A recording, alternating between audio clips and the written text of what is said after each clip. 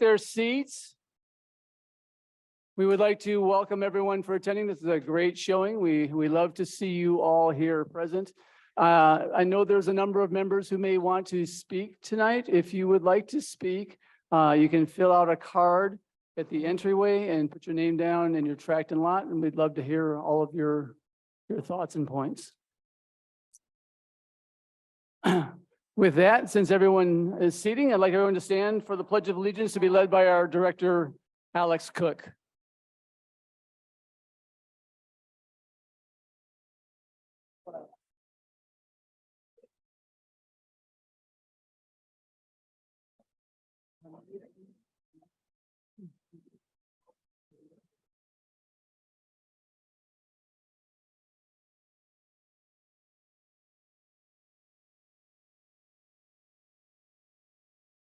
Few people interested. I'm going to borrow this new mic.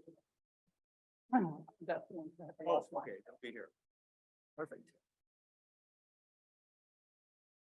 Okay, verification of quorum. Yes, Director Bill. Director Bill, are you here? Director Cook. Here. Director Kamasian. Here. Director Doherty. Here. President Van Vliet. Here. By President Cormet.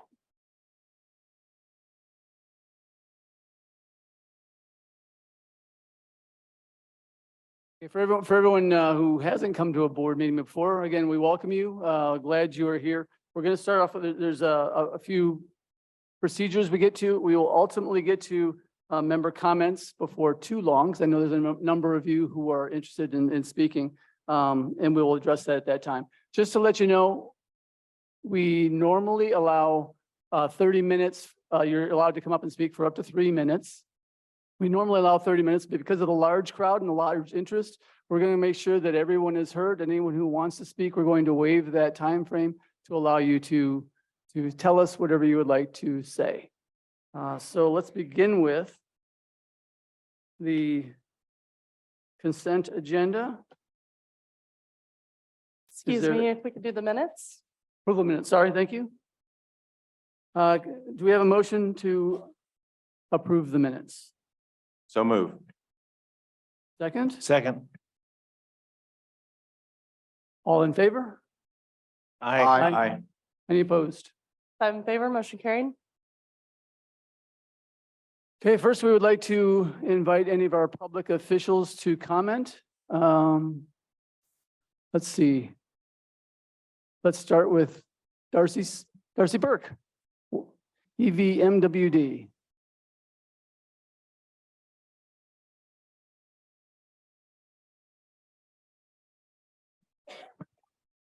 Good evening, President Van Vliet, board, staff, residents, guests. I'm going to make my comments very brief because I believe you have a number of other items that may be of bigger interest. For those that don't know me, my name is Darcy Burke. I'm your Division 1 Director at Elsinore Valley Municipal Water District. There's just a couple of things that have happened in the last month since we last met. We did approve a $346 million budget last month. The majority of that is actually for our capital improvement projects. So we have a number of them starting. Our regional wastewater facility. I know that doesn't sound sexy, but you really appreciate sewer when it doesn't work. So we're planning for growth for the region. So that will start off probably next month. We also have increased the number of employees we have to just under 200. We serve 177,000 people with 200 employees, which is pretty impressive. And we have enough pipe to go to Denver and back. Within our system and our service area.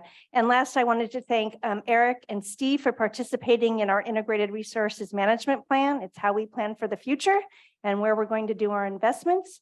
If anybody has any questions for me, you can pretty much find me anywhere, but I know that if you reached out to any of the directors, they have my contact information. Thank you for your time. I'm happy to answer any questions you might have. Any questions from Darcy? As always, thank you so much. Thank you. Mayor Smith, would you like to give us an update, please?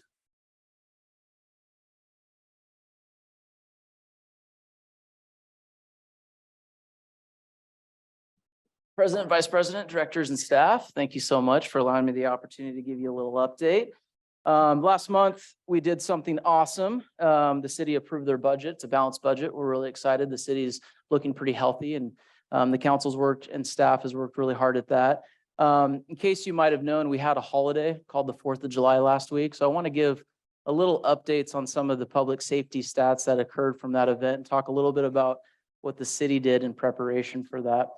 On the 4th of July, we had over 16 sheriff deputies on the lake and local parks and surrounding areas. We had fire chief, battalion chief, and 8 other firefighters, 2 4-person engines, full active duty the entire time. We also had code enforcement teams on the lake.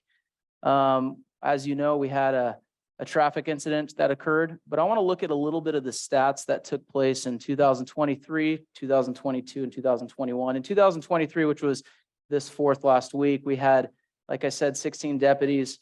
56 hours were looked about their time, 4 traffic collisions, 1 DUI, 4 fights / arguments, and 5 firework incidents. Keep in mind, in this year, we had 46 calls for service. In 2022, we had 49 calls for service, 2 traffic collisions, 1 DUI, 5 fights, arguments, and 0 fireworks. And then in 2021, we actually had the most calls in the last 3 years, which was 61 calls, average another 2 traffic collisions, 0 DUIs that year, 3 fights, and 11 fireworks. So we're averaging about 2 traffic collisions each 4th of July. I'm very proud of the steps that the city and the POA took for the 4th. We met months before. I know Eric's been part of that. When we meet with Allied, now our fire chief, we meet with our deputies leading up to this. I think that we're going to do some things together. I know that the President Van Vliet and myself are going to be meeting with a couple other directors and council members tomorrow to look at some public safety and how we can even make Canyon Lake a better place on the 4th of July. But I just want to say how proud I am of the hard work that took place before that event. And we got to continue to do that because this is a very special place. And I think we can continue to work together. The last item I want to bring up, there was some conversations in regards to business licensing decals. There have been some questions about whether a business license decal from the city allows access inside the gates. This is just simply not true. So I just want to, come bump that's not the case at all. That has not happened.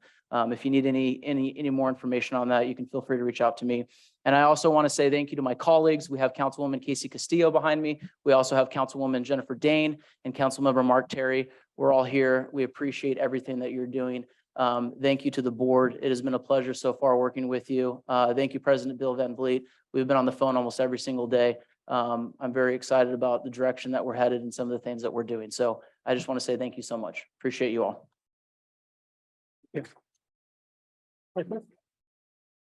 Jeremy can come back for a second. We have a question from the board. Mr. Commissioner. Mr. Mayor, thank you for the report. And I failed to jot down all the incidents that you reported for the 4th of July, and I don't need you to repeat it, it's recorded. But I'm just curious as to if there's any arrests with any of those incidents. That's a Did separate it- report. We should be getting that on Wednesday. A more detailed report on that. You don't have any of that? I don't. information? Okay, thank you. No problem. Any other questions? Not for me. Mayor Smith, I want to thank you for your leadership. As you can see by the turnout we have tonight, it's a community safety and security is a serious concern for our residents, and it takes a partnership. It takes a partnership between the city and the POA to work together. And so I thank you for your diligence in helping us continue that effort. Absolutely. Good. Good, thank you. Okay.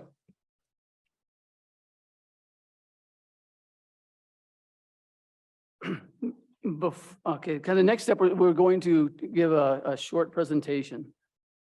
One of the things we talked about last month, this is the first month we have all 5 board members. Last month was the first meeting of our new board. We had 2 members who were not physically present due to business conflicts.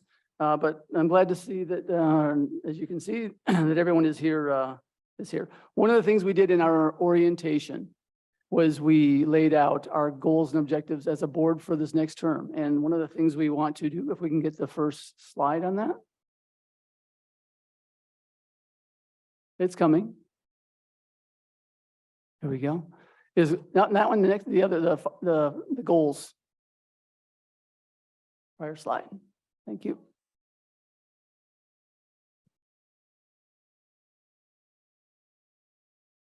So we laid out 5 primary goals for this board to address what we believe are the concerns of the community.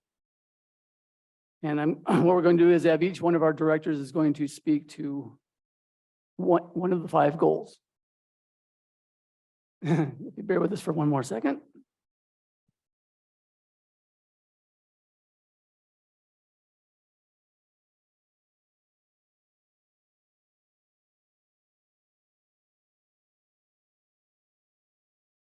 I believe the first one will be Director Doherty.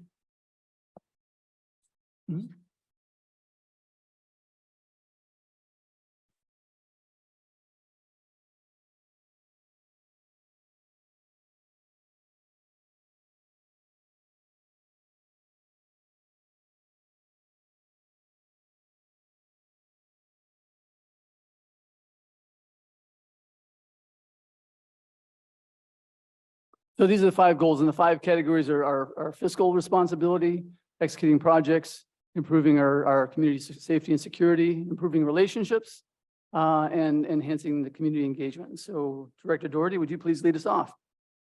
So coming up the ranks from the Finance Committee, I'm very sensitive to financial issues. And the first bullet here is ought for us to make sure we operate within our approved budget. Now,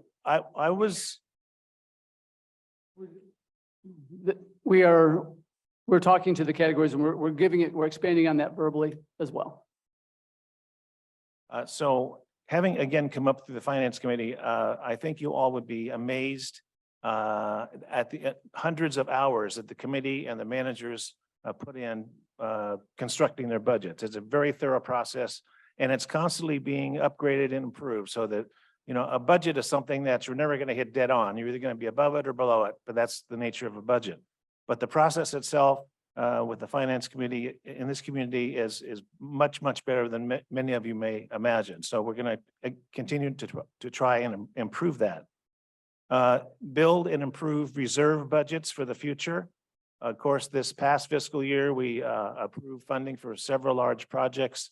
And this year, because of the issue of the reserves, some of us are calling this current year, the year of the small projects. But the point is that there is a goal, a defined goal for us to save money and put them in the reserve accounts and make sure that going forward, we have a sound foundation to move ahead and have the money to do the project, spend the money that the projects we need to do. Implement business strategies to reduce the subsidies for major revenue generating amenities. Now, to me, this is like we need to have a strategy to reduce the subsidy for all of the amenities, quite frankly. We do have one, as most of you know, that makes money, that's Happy Camp, but the rest of them are subsidized by your dues. And the lower the subsidy, the more stable your dues will be going forward, hopefully not going up too much. So it's a process, again, that's very complicated, but we have, we have a golf schedule, fee schedule that's very complicated, but we have people looking at that all the time, making sure that we're generating the right revenue. And here's something that you may not know that I was just made aware of fairly recently. Our restaurants have been, their subsidy has been going down getting smaller, in other words, every year for each of the past 6 years. So that's somebody's doing something right. Now, we do have the prospect of the new lodge and patio complex being open very soon. That's going to change the dynamics of that.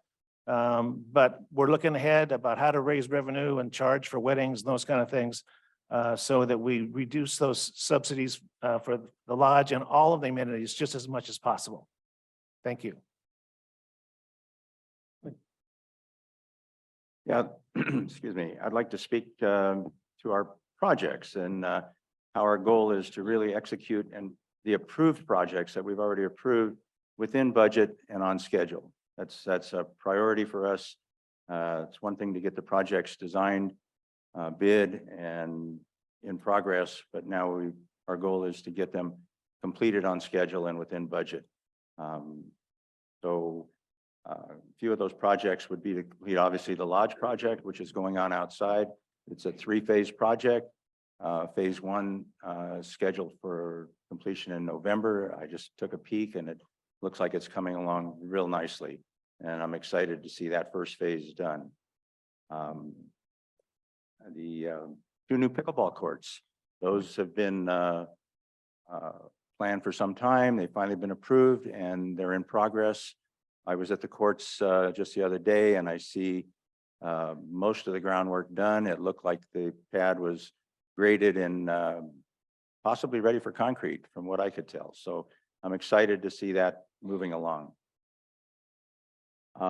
We're in the process of initiating phase two of the road repair project.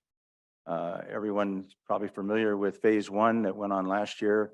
While it was maybe disruptive to some of the homeowners on their street, I have to say I was impressed with the contractor's work, and we're going to be working with the same contractor, and I trust that his attention to detail and consideration for the homeowners will be the same, and looking forward to that project starting and wrapping up as soon as we can.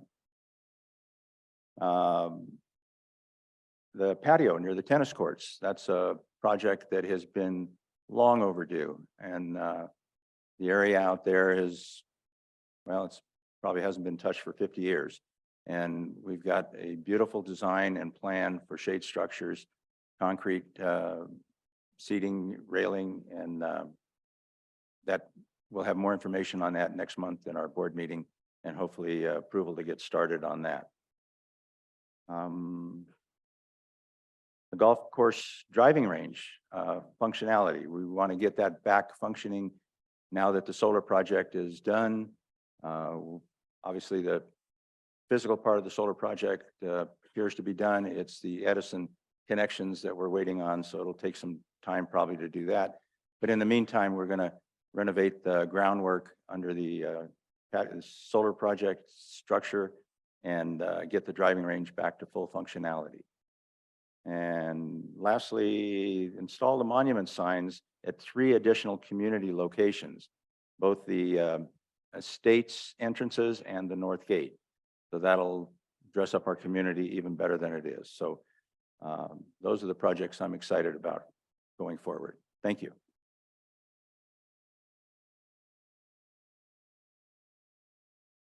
Oh, regarding the security, first of all, I apologize for us getting into the last minute, but we were talking about the security issues along with the e-bike issue.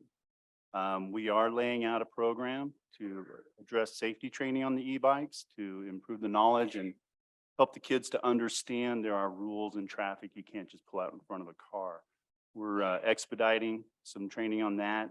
You'll probably see that coming out in the next few months. We're going to push that as fast as we can. We know that it's becoming an issue, obviously. Along with that, there's not much point in having rules unless you have enforcement. So we are going to be renegotiating the community patrol contract. We are going to be looking at how to have better enforcement. Right now, a lot of people just say, oh, I don't have to do anything. Well, we plan on changing that. There will be fines. There will be things that we're looking at in this new contract. It may cost a little bit more, but it's going to work better. And that's our hope for that. We're also looking at, as far as being more proactive in the patrol and the enforcement. Typically what they do now is if they don't have somebody for a gate, they'll pull them off at the patrol, put them on there. We're going to insist on that they make sure it's staffed. And there's ways to go about that. And we're also going to look at other security companies as well. The other thing that we're looking at, and this is one of the things that came up from the 4th, is enhanced camera coverage. We've been wanting to put cameras in certain areas. We're moving forward with that. And you will see some of that happening soon so that we can see what's going on. We can make sure that the things that we're hearing are actually happening. We can monitor that. In addition to that, the home camera program that we have, we would like you guys to look at that. That's something that's going to help everybody. If something happens on your street and you're registered with our camera program, and you don't have to give up the video, But that camera program lets the sheriff know that you have one. They will call and say, hey, do you have any video of this that happened? And that helps them track down the problem. So since we got you all here tonight, we would really like you to look into our camera program. National Night Out is coming up in a month. That's a law enforcement program, safety awareness program that's going to be at the town center. We'd really like you guys to come along to that, bring a friend. Look at the programs we're putting in. We're piloting a neighborhood watch. We're looking at bringing in more law enforcement. We're working jointly with the city, forming subcommittees on that and joint committees on that. So we really value your input and we'd really like you guys to get involved. Come out to the National Night Out, look at our camera program. The, let's see what I got here. Being more proactive in the patrol and the safety and the enforcement. I know everybody looks at the community patrol to do that, but that also starts at home. And that's one of the things to look at is if you have kids, they need to respect the community patrol. They can't just walk away and say, hey, my parents said I don't have to listen to you. And we get that a lot. So we are going to put in other enforcement procedures. So having said all that, I know that a lot of you are here for the 4th of July issues. Bill's going to cover some areas for that in more depth here shortly. And that's pretty much the end of it. Thank you, Jeff. As far as improving relationships with the city and with the EVMWD, that's a key objective of ours. Again, as I said, when Mayor Smith was up here, it really takes a partnership. We have different accountabilities between the city as a municipality and as the POA as the company here that we all belong to. And it takes both to work together. And so we're working together to do that. So we established an executive committee such that on a monthly basis, we can continue to maintain close communications. We can address areas where there's opportunities for us to collaborate and work together. Obviously, one of the burning things before us that we would like to jointly try and do is to complete negotiations on the fire station. And so that's an objective for us, is to complete that to the mutual benefit of our total community. As a high level objective, we hope to have a joint POA City Council meeting this year, so we can work together to address the needs of the community. And then we also want to work together to educate our members, our residents, our citizens on what are the responsibilities that the POA has, what are the responsibilities that the city has, and how can we work together to meet your mutual needs. So the fifth and final goal that we came out of the workshop was, how do we engage the community? Obviously, our first meeting, it seems to be working pretty well. I really thank you guys all for being here. I wish it was on better terms than everybody's concerned with, but one of the big things, and I've been saying it since I've been on the board, is how do we engage the community? How do we speak to you guys? How do we listen to you guys? And how do we create better procedures and processes to allow us to be better partners with the community and everybody? So as we go forward, the number one thing that I look at is obviously we have to sustain our culture here. Canyon Lake culture is like no other place in the world. I mean, with Fiesta Hopper, 4th of July, 9/11, all the events that we do, from the tree lighting, it just makes this community the best community in the whole world. And we need to keep embracing that and making sure we move forward with those things and keep that culture alive. As Bill said also, Jeff Bill said, we need to talk about safety. We need to continue everything we do right now is how do we create a better safe environment for our community? And having you guys engaged in the process makes it so much easier. And again, thank you. And then as you'll note, go forward, you're going to see a lot more engagement, both on social media. If you haven't noticed it already, we've already started increasing the POA page. There's almost daily, there's something new coming out on that page.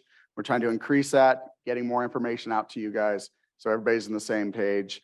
And then the last thing is, as we move forward, and we want to really conduct an assessment survey to see what the community wants.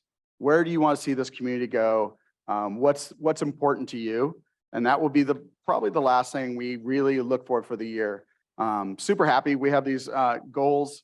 We're, as 5 of us up here, I mean, we spent hours working on this, But it's super important to all of us that we engage the community more so than we ever have before.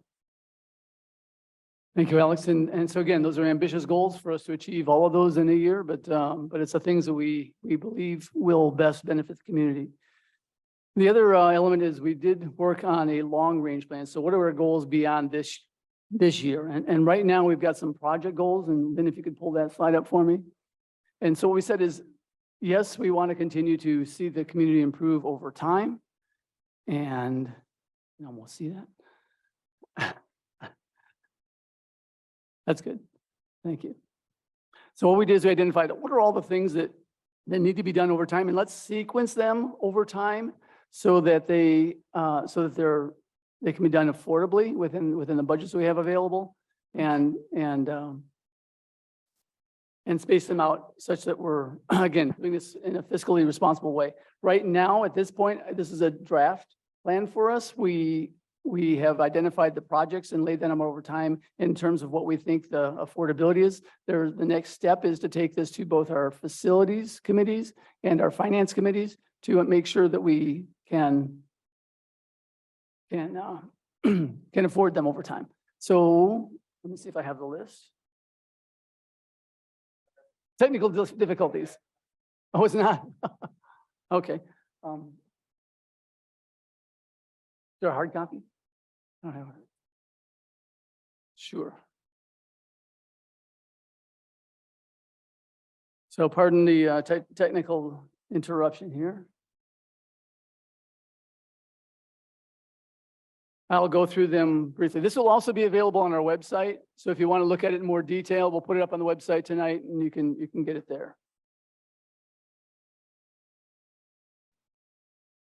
No. Ignore the man behind the curtain. This never happens when there's 3 people in the room. I just want to let you know. So there's that.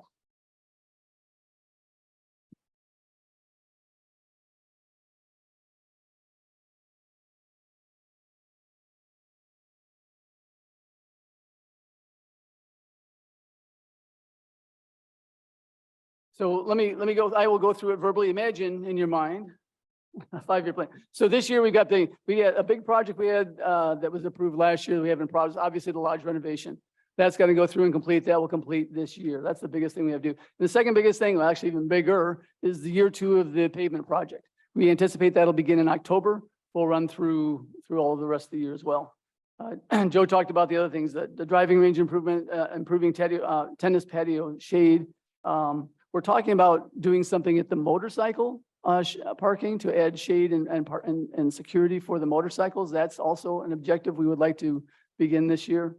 And then possibly as a fun thing, some swim up docks at some of the beaches. So those are projects, some of those, the first 2 being very major, the rest being quite minor, but projects for next year. In the following year, things that we talked about is developing Lower Outrigger Park, putting some walking paths in there. Turning it from the weed patch it is now into something that's a park for people. Possibly doing pontoon-only rental docks out at Eastport, so you can have more rental docks available, so there's not such a long waiting list. We'll have a 3rd year of our paving project, and we're talking about doing some additional enhancements at the campgrounds, like decomposed granite and so forth, to get some of the rocks and dirt that are there. In 2026, we might be doing some improvements to golf course bunkers. We might start the design for a country club renovation and kitchen expansion. We'll have to restore the golf maintenance buildings and the golf yard. And again, we'll have a pavement project every year. In 2027, we've slated in, that's when we might do upgrade the golf field lighting to LEDs and lake erosion control measures in addition to road projects. And then in the last year, that might be a year in which we can allocate funds to actually do country club enlargement and renovation of the kitchen to expand that out. So that's kind of long-term planning. Again, next steps are to go to our facilities committees and also our finance committees to balance it out with time. And some of that may move around in return.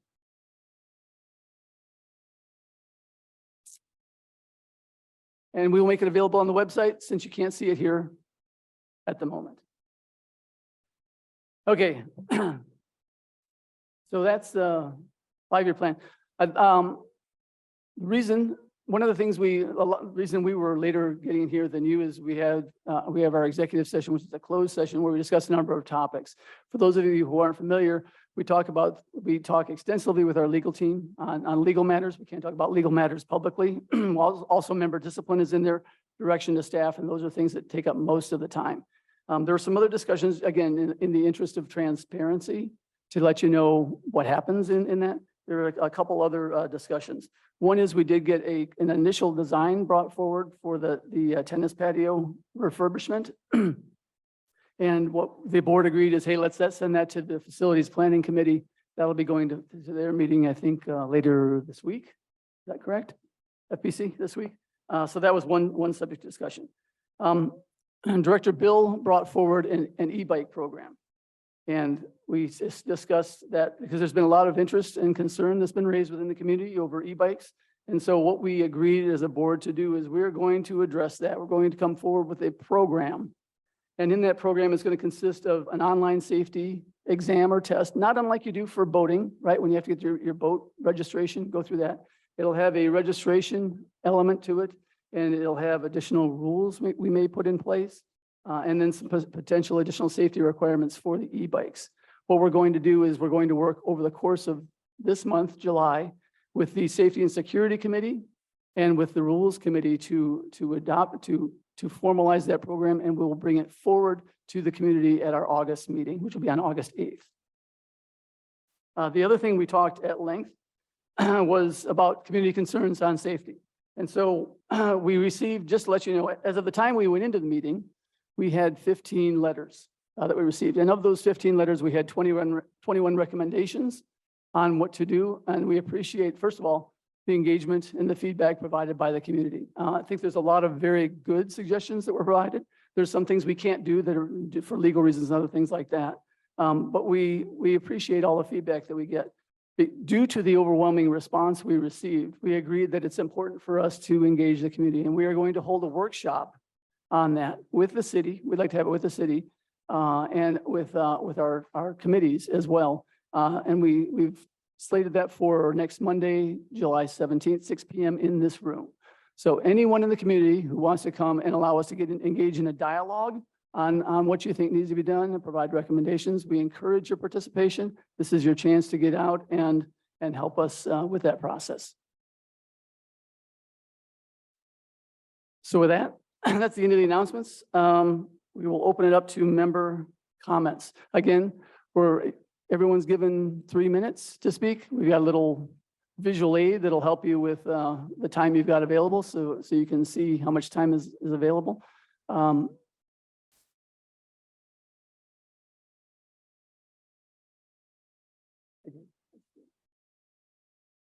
So if it takes more than 30 minutes, we're going to take as much time as the members need to give us your feedback. So with that, Harmony, how many do we have lined up? Oh, I didn't count, but I'll give you an estimate after our first art semester.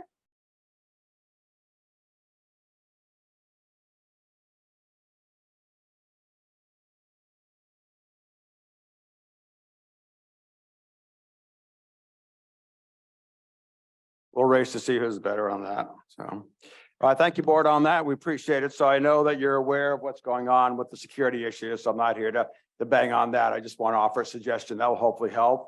And what I'm talking about is the broken window theory and deterrence.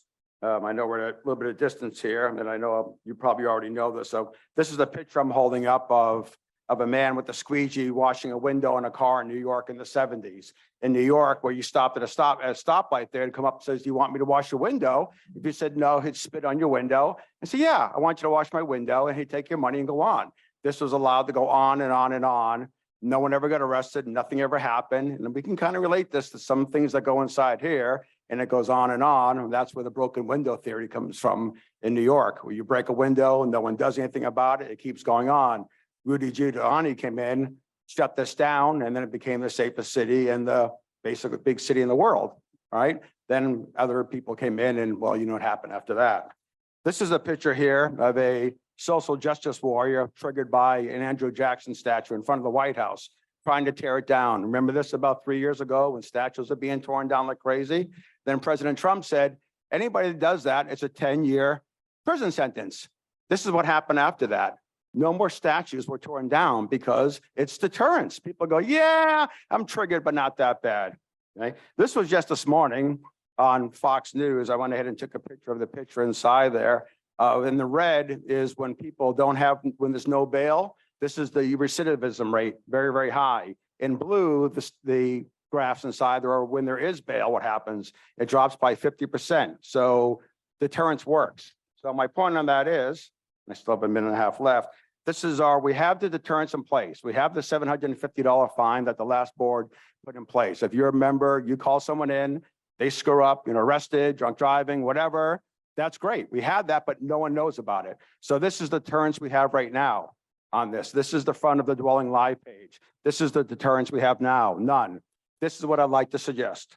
On the dwelling live page, and this is kind of mocked up in PowerPoint, so it's not pretty on that, having big red letters inside here, big red and yellow letters right on the dwelling live page before you even log in that says, yes, important notice, you are responsible for all the guests you call in. You will be subject to a fine of $750 for any damage on crimes committed by your guest, okay? That will be on the top of the dwelling live page. If anybody says it can't be done, they don't know what they're doing or they're not being truthful with you, that can be done very easily. We do with our software. Then I'd also like to suggest when you log inside there, at the bottom of the page, we have to click save. So you put in the person's name that you're calling in, all the information, and click save. Right next to that button, you continue that on again. So reminder, you are responsible for all guests you call in. You will be subject to a fine of $750 for any damage caused by or committed by your guest. That's deterrence. Hey, Eric, Okay. your time is up. Can you just wrap it up in 10 seconds? Just real quick, yeah. So we know we do it. We know we are finding people. No one in the community knows it. I think if people know, that will help and make them think, oh, yeah, maybe I'll let Johnny stay home tonight because he's a little crazy. That's my suggestion. So thank you, everybody.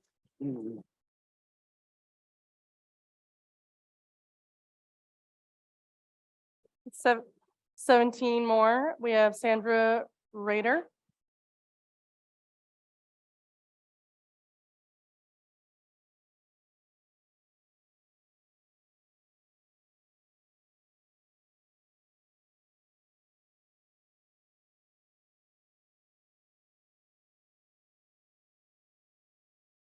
Can you hear me now?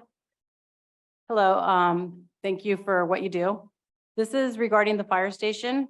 First, I think we should change the bylaws, policies to add cell for all of us to vote as soon as possible. And can we just have the city continue to pay a low rent and maintain the upkeep of the fire station instead of selling it? And what happens to the fire station and or land if the city ever goes bankrupt? Once purchased, can they tear down the fire station and do whatever they want with that land? Maybe we just sell the fire station and lease the land. The land is worth more than the fire station, right? Once again, I think that we should change the majority for voting the bylaws policy to add sell as soon as possible. Thank you. Thank you.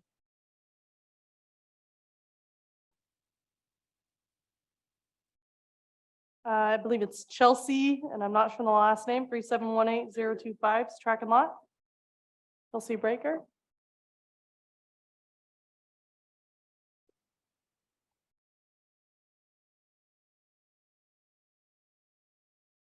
Okay. So first off, I want to say that I am not a public speaker. I absolutely do not like public speaking, but this issue is so important to my family and I that I had no choice but to show up today and speak. My name is Chelsea Beaker and I have been a member here since 2011. Since then, I have seen a lot of change, good and bad. Holidays have always been crazy, but what happened this year is completely unacceptable. No member here should have to accept this as a new normal. My mom wouldn't even come to my house this year or last year to watch the fireworks with her grandchildren because of the craziness of the stop sign. She lives within the community as well, but was too scared to drive home. To alleviate some of the traffic within the community, I think a couple things need to happen. Amenities need to have guest limits. Already, some of them do. Pool has guest limits. Fishing, you have to stay with your member to fish. Pickleball has guest limits. You can't just bring as many people as you want to them. The same should continue with beaches and parks. You can have as many people at your house. We're not limiting the number of people you can let in. It's limiting the number of people to enjoy our amenities that we pay for. Parking at the amenities should also be left to residents only. You can still have parties at parks, beaches, but we'll have to pay a fee that will allow you to have guests park at the beach for that day. The fee will help costs with extra cleanups after the party. Car passes can also be passed out for the parties as well in a different color to identify them more easily. Service providers should always have a colored pass. I thought this already was a rule, but it seems like it never happens. Lotteries at Sunset Beach and Holiday Harbor on holidays, this would also come with a fee, but having a lottery would help alleviate the fighting, the showing up too early to set up the campsites. There are also plenty of other beaches that residents can enjoy if they don't end up with a lottery spot. The reason for limiting parking of residents only is to stop the people who are on permanent guest lists or service providers lists from being able to park and use amenities without knowledge. I don't see why anyone would be against taking back the community for the residents, because at the end of the day, it's us, the residents, who pay every month for these amenities. This isn't just about 4th of July, but these changes will really help with limiting the amount of people who come in on Halloween, the Christmas tree lighting, and Fiesta days. We need a lot less traffic on major holidays for our small community. This isn't about control or more rules. This is about positive changes for residents to regain control of our little bit of paradise. Thank you for your time.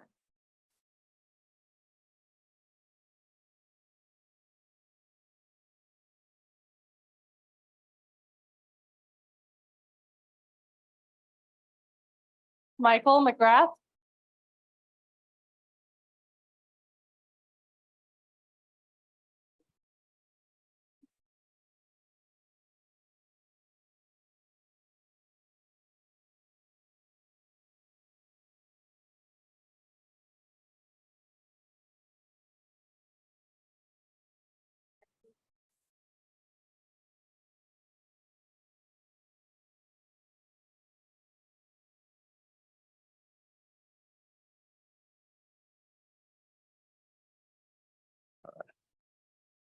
Good afternoon. My name is Mike McGrath. A lot of people knows my home as the house with the white bus on Canyon Lake Drive South. We have lived in this community for 3 years now. I'm here to raise concern with a recent change that was made on the street that was not only placed my home and family in danger, but the community that frequents the main street of Canyon Lake Drive South as well. What danger is that, you ask? Flying golf balls. The packet that I presented to you shows an area behind hole 12 that has now been opened up due to re-landscaping that has recently been done. Moving all the trees and high density foliage has removed the natural barrier that was stopping most of the golf balls. Now they are more frequently flying into the street as far as into my backyard. These golf balls have damaged my property in numerous ways, from broken tiles on my roof to broken windows and even shattering my car's windshield. We have made several reports and shown photos of the incidents, and every time we are told that they are not responsible because we are not directly on the golf course, even though the only thing that separates us from the course is a street, not a house. Plus, the course is on a hill above us, which makes it worse. I have 2 requests from the board: fix the bylaws so that homes like mine can be included in the damage reimbursement, and 2, coordinate with the golf course to put up a barrier. Just in case there are any doubts about putting up a barrier, I have an example of the amount of golf balls that comes flying into the street. Everyone is at risk of getting hit by one of these golf balls. It's 2 months.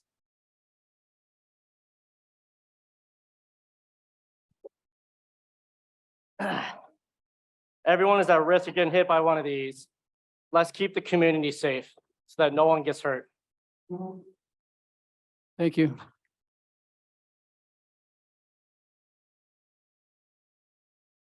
Pete DeRazio.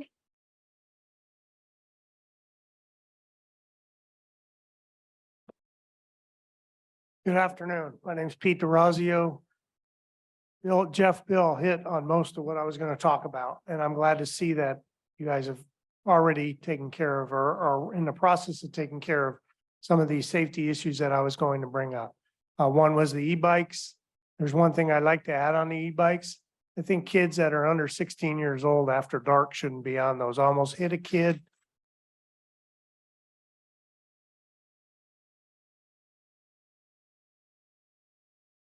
I almost hit a kid last week. It came out of nowhere, black t-shirt, black pants, no lights, and on an e-bike going 30 miles an hour.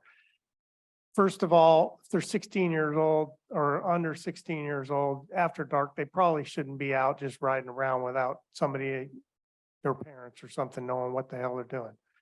Anyhow, that's one of my issues. The other one, like I said, he hit on most of the stuff I know you guys are working on. The other one is the front gate. Mostly the east gate, because that's the gate I come into. I don't know about the main gate.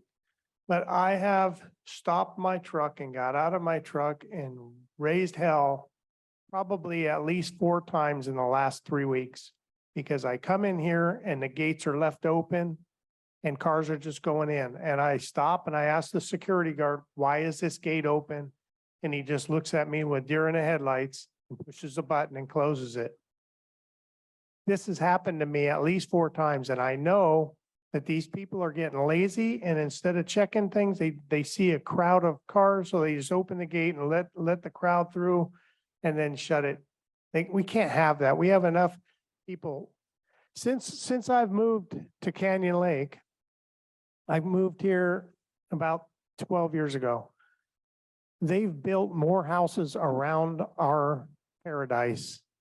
And this is not the playground for Audie Murphy.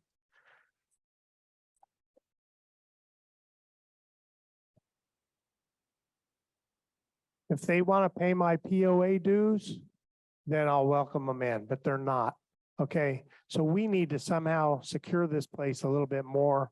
Talk to these security companies and make sure that they're not getting in here. The other thing I know is already brought up, the people that come into this community to mow the lawns and do the landscaping and any service oriented people, they're not here. They can't come in here on the weekends and bring their families and friends and use our beaches and our amenities because we pay for them. They don't. They come here to work and they need to leave.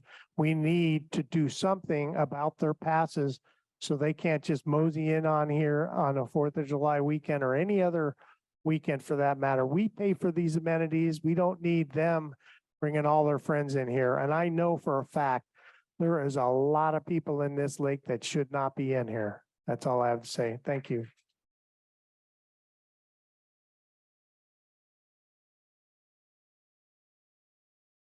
Joe Quinn. Sorry if you couldn't hear. Joe Quinn.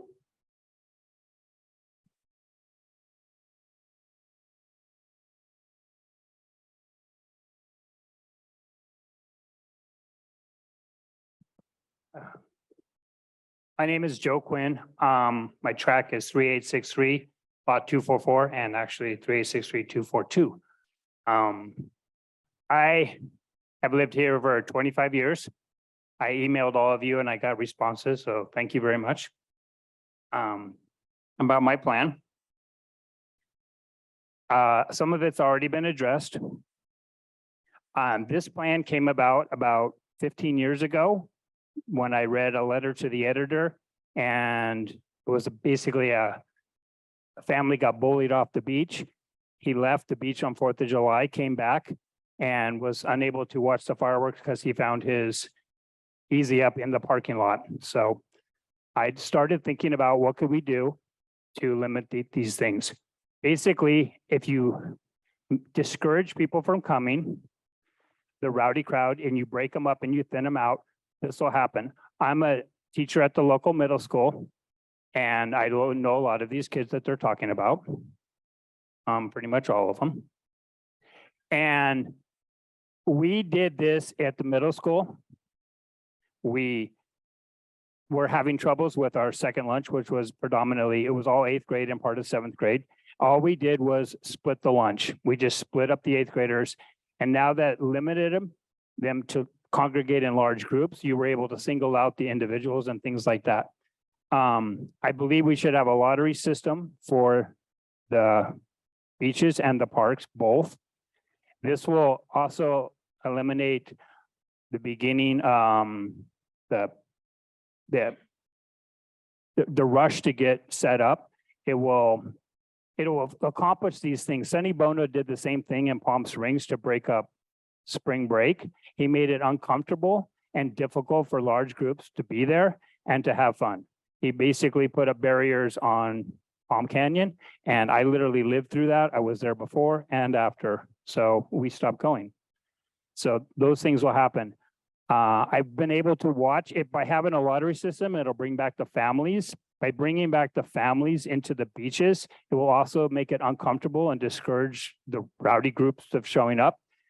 I'm lucky enough to sit at literally the house next door to Holiday Harbor for the last like 6 years and watch all the craziness, the people urinating in my friend's bushes, puking, fights, everything.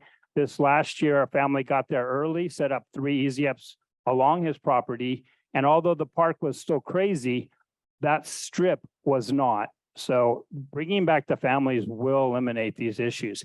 And I also think that we should limit the parking at our facilities to decals only, which I assigned to you guys. So those are 2 of the big things I talked about and highlighted in my email to you. So those, and it also eliminate decals would also help stop the service providers from doing that, because it used to happen at the tennis courts too. So.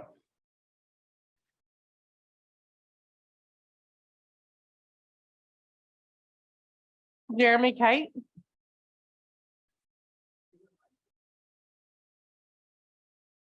You're welcome. Andy Spada.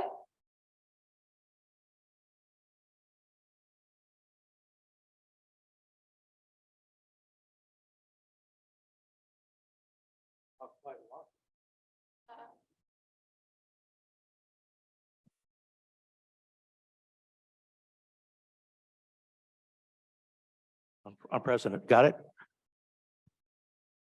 Andy Spada, 37-year resident here at Canyon Lake. And I was going to talk about some of the things that the board was talking about. And first of all, let me thank you guys for what you do. I'd never do what you guys do. I know what you do takes a lot of work. You're not getting paid for it. And again, I appreciate it. I'm sure a lot of these people do too. You folks already talked about a lot of things I wanted to talk about, so I appreciate that. You're kind of ahead of the game. I'm glad you guys are proactive. I'm going to repeat a couple of things about the parking at the amenities. So I've been paying dues for 37 years, like probably some of these people have, on multiple properties. And when you're a 37-year resident that's paid a few dollars in POA fees and we can't come and even enjoy our amenities because of the people don't belong here and the trash and the obscenities and the booze and the Canyon Lake Gone Wild flags and the parking, that's kind of upsetting to me and a lot of these people behind me. And I'm sure you folks can agree, disagree, or see where we're coming from. And some of us don't pay $322, some pay $646, some pay triple that. And when they can't use their own amenities, that I moved here in 1986 from the beach areas with my young family to get away from that stuff. And we had 25 good years here. And probably about 10 years ago, I started to see it waver a little bit. And then within the last 5 years, as a round number, and a lot of these people behind me told me the other night, without me soliciting that from them, 5 years, they've seen the holidays and the festivities, still a lot of fun, still a great place, but start to degrade. And I won't even get into the particulars because we all know what those are. So I've kind of been sitting on the sideline for a long time on my 37 years here because I don't know if you guys know, I was I was assigned to the fire station here for 3 years, 2005 to 2008. So I've lived a lot of the stuff that we see here. But I lived it 15 years ago when it wasn't half as bad as it was now. So I want to ditto what the mayor said and thank the police department, the fire department, and the patrol for doing what they did, considering we had, what, 30,000 people in here? That's a daunting task for them to do. But I think we can do better as a city, as a POA, and as a bunch of folks behind me will probably attest to. The e-bike thing is a really big thing with me. I was going to my daughter's house on Canyon Lake Drive North at Fairweather 2 days ago. It was trash day, so the trash truck was right in front of her house. And I'm getting ready to pull into her driveway. And lo and behold, behind that trash truck, 2 little girls that couldn't be more than 7, 8 years old, barefoot, no helmet, sitting on a $1,500 e-bike, probably going 40 miles an hour. They pulled right out on Canyon Lake Drive North, right out in front of, behind the trash truck. About 3 cars had to, slam on their brakes, or else it would have been a "I told you so" incident like I posted a couple of weeks ago. And the reason I've been an activist here in the past couple of weeks, you guys probably already know my name or of what's been happening, is I couldn't sit in the sidelines anymore. Not living here 37 years, raising 2 or 3 families, and now I got my grandkids in here. Andy, thank you for your time. Yeah, can you wrap it up? Any Yeah, final no, comments? again, I just appreciate everything you guys are doing. And the e-bike thing is a pretty big issue, just like we already know about that. Once again, thank you guys for everything. Thank you for speaking.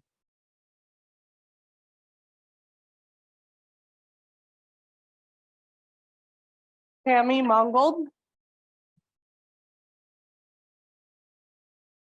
Tammy Mongold.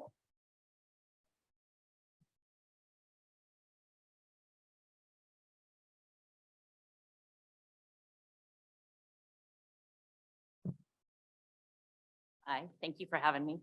And by the way, you guys are doing a great job. I'm so happy to hear all the things in this. Sorry. I'm sorry. You hit the button in front of you. Oh. Thank you for doing such a great job. Since you guys have been in office, I really see a change. Very nice to see. A few things that I'd like to say.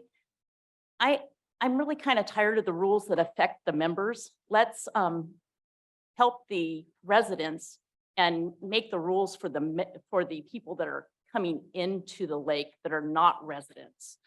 Like RFID for all the parks, maybe, so the residents can use it instead of the guests. I'm tired of fighting for parking places with these people that I pay the dues. I deserve to park there, not them. And limit guests under the age of 18, especially on holidays. There's too many of them. They're just causing too much havoc. I think, I heard a lot of people say lottery. I'm not certain I agree with the lottery system because some of the homeowners get left out, just like at Happy Camp. I noticed a lot of people were awarded the same thing over and over again. So I think we got to come up with a system that's a little more fair, like a rotating system with all the homeowners maybe. So it'd be fair for all of us instead of just a few of us. Because I noticed, and I'm not speaking for everybody, but it seems to be the consensus that certain people win over and over again. And that happens when you do a lottery. But if you put every single homeowner into the pot and you just pick a row of 30 of us that get those spaces and that they get to turn it down if they wanted to, and go on to the next person, maybe that would be a little bit more fair of a system. Maybe a DUI checkpoint going out of the lake or coming into the lake to keep the riffraff out that are already drunk that we don't want in our community in the first place. And this tunnel during 4th of July is a complete mess.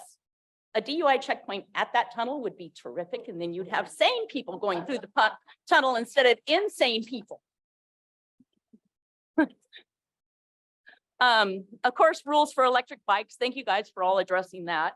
And then I'm thinking removable speed bumps, like speed bumps to be put out on holiday weekends, so it doesn't affect the members. Maybe we can come up with something where we could put these out so we don't have speeders in our community.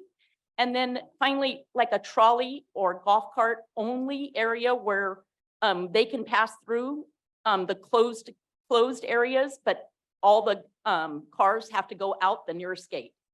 So I think that would keep down a lot of the traffic and a lot of things that are happening without affecting the members and the members not being able to, I hate punishing the members. I'm trying to see if we can get around punishing the members who already pay a lot in fees, instead of maybe punishing the people that are causing all the problems. Thank you for your comments. Thank you.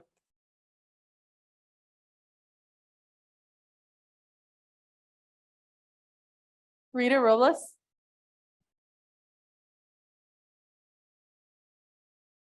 While she's coming up, I'd just like to remind everyone, this is a safe space for everyone to provide their comments, even if you don't agree with the comments that people may raise, because we want to allow everyone the opportunity to be heard. Hi, it's already on? All right, hi, I'm Rita Robles. I live by the East Gate, I'm sorry, not North Gate. I want to comment on what happened on 4th of July. After the fireworks, there was an incident where I live on the corner of Little Harbor and Canyon Lake Drive North. I'm about 100 yards, well, Little Harbor is about 100 yards from the East Gate. There was an incident where there was fireworks going off, like cherry bombs. And my husband and I were trying to figure out where they're coming from because we have dogs and we have one of them that goes insane. And so anyway, when we finally caught on to what was going on, the corner house on Canyon Lake Drive North and Little Harbor, these kids, there must have been about 20 of them. They were teenagers, very young. And it looked like what they were doing is they had like a paint can and they were putting cherry bombs in there, lighting them and putting them in the middle, on the middle of the street. And unfortunately, cars were coming out that way because they were being redirected, I guess, because of the accident. So a lot of cars were coming out. So here is an accident waiting to happen. You have your golf carts, you have cars that could have run over it and something bad could have really happened. So that was my main thing. And what gets me is security is right there. I didn't think I had to call them because they were right there where, they can hear and see. But nobody came, nobody did anything. And finally I started screaming, of course. And one of the kids grabbed the grabbed the can and took off on a golf cart. And he didn't look like he was old enough to be on that golf cart. So that's my main concern. And another thing is we're at the East Gate, the dog park is there. And we're having problems with the pickleball courts in that area. We have the kids on the they're on the bikes, on the e-bikes and regular bikes, but now they're like ganging up and they're doing all these things and causing all kinds of havoc. And they're coming in between cars. They saw us coming. We're going down towards the pickleball courts and they ran right in front of us. And I just yelled, hey, and they just looked at us like, so, and it's just like, this is not right. Right now, when I came to the meeting and we're waiting in line and little kids, they must have been 11 years old and under. They're on the e-bikes, they're going up and down the hills here and up to here. And I said, hey, you don't even have helmets on. And we don't have to. And yeah. So that's immediate. They have to be wearing the helmets now. So that has to be taken care of. Another problem we have is we have cars doing donuts again, back like the old days, right there, by the pickleball courts, that area. Yeah, and they are loud. And I know you guys have put in cameras at the dog park. And then the kids also, like, they sit right there where the two bathrooms are. And then you have that area where I guess, you can sell things out of, but we haven't used it. And they're sitting, I had 5 kids, they were sitting on that and they could fall and, break right there and somebody could get hurt. Rita, could you wrap it up quickly? That's it, I'm done. But I am done, I could go on. Thank you. But that's the main thing. Let's take care of this. Delphina McKee.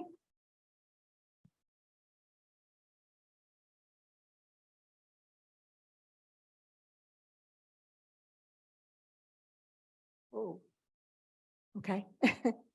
Um, Thank you for allowing me this opportunity to speak. I was going to just talk about one thing, but a couple of other things have come into my mind. I have a suggestion that we do something a little different on the 4th of July holiday. And that is that we suspend the permanent guest passes and that the members call in. And that the homeowners, I mean, call in their guests individually for the holiday. And that way, no one can say, hey, I didn't know that person was coming in. Secondly, I think that bicycle safety, the e-bike thing should be extended to bicycles in general. Because there's a lot of, these bicyclists aren't, I don't know if they know the rules of the road at all, because they're like riding on the opposite side of the street. And, a lot of times people aren't wearing helmets. And I don't care if it's e-bike or regular bike or what, I just think it needs to be safer. And speaking of safety, I'd like to see some golf cart safety too, like children should be wearing their seatbelts and be in car seats when they're small. So I see that over and over again because I go on a lot of walks in the community and I see children that aren't, they're just sitting on their parents' laps while their parent is driving the golf cart or just sitting next to them and you could tell they don't have a seatbelt on. So thank you. Thank you. Travis Montgomery.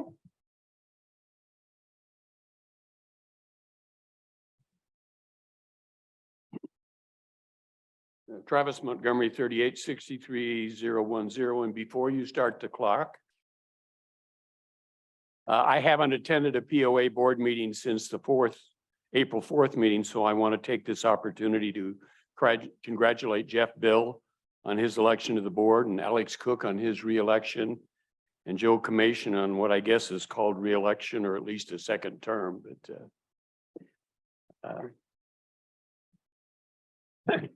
I want to read to you tonight the comments that I made at the January 3rd, 2023 board meeting, some 6 months and 7 days ago. Quote, "What I'm here to address tonight is an important and urgent matter. I believe that it could even be considered a matter of life and death. We have recently seen, especially since this past Christmas, a large number of electric bicycles on the streets in Canyon Lake. Seen may be a misnomer because some of them go by my house so fast, they are more of a flash. Golf carts have a posted speed limit and an age requirement for operation. The electric bikes appear to have no speed limit or age requirement. Young children are operating them who have no knowledge of traffic laws. It's only a short matter of time before there is a serious accident involving one of these vehicles traveling at speeds up to 30 miles per hour. I personally clocked a group of electric bicyclers at 27 miles per hour last week. I urge the board to take immediate action before someone is seriously injured or killed. They are not being operated as to assist pedaling. They are being used as electric vehicles. I believe that this board has the ability to take emergency action, and I encourage you to act before the next board meeting. Take emergency action now and hopefully avoid a tragedy in our community." End quote. Since that time 6 months ago, I'm confident that there is an increase in the number of e-bikes on our streets. I consistently see stunts being performed on these e-bikes, such as wheelies, hand-free riding, and excessive speed. Recently, on my way for dining at the lodge, I observed several e-bike riders making a racetrack by going down the ramp by the boat docks, racing around the building and along the waterfront walkway and coming back up near the tennis courts and back into the parking lot. A wonderful racetrack. And 2 weeks ago, I was stepping out from behind my golf cart. An e-bike raced by on the golf course at a very high speed. I was literally a second or two away from being hit. I never saw him coming, and of course I couldn't hear him and certainly didn't expect him on the golf course. I know that there has been damage to the golf course by e-bikes. Let me again read from my January 3rd board comments. I urge the board to take immediate action before someone is seriously injured or killed. I believe that this board has the ability to take emergency action, and I encourage you to act before the next board meeting. Take emergency action now and hopefully avoid a tragedy in our community. In the next few months may be too late. Thank you. Thank you, Travis.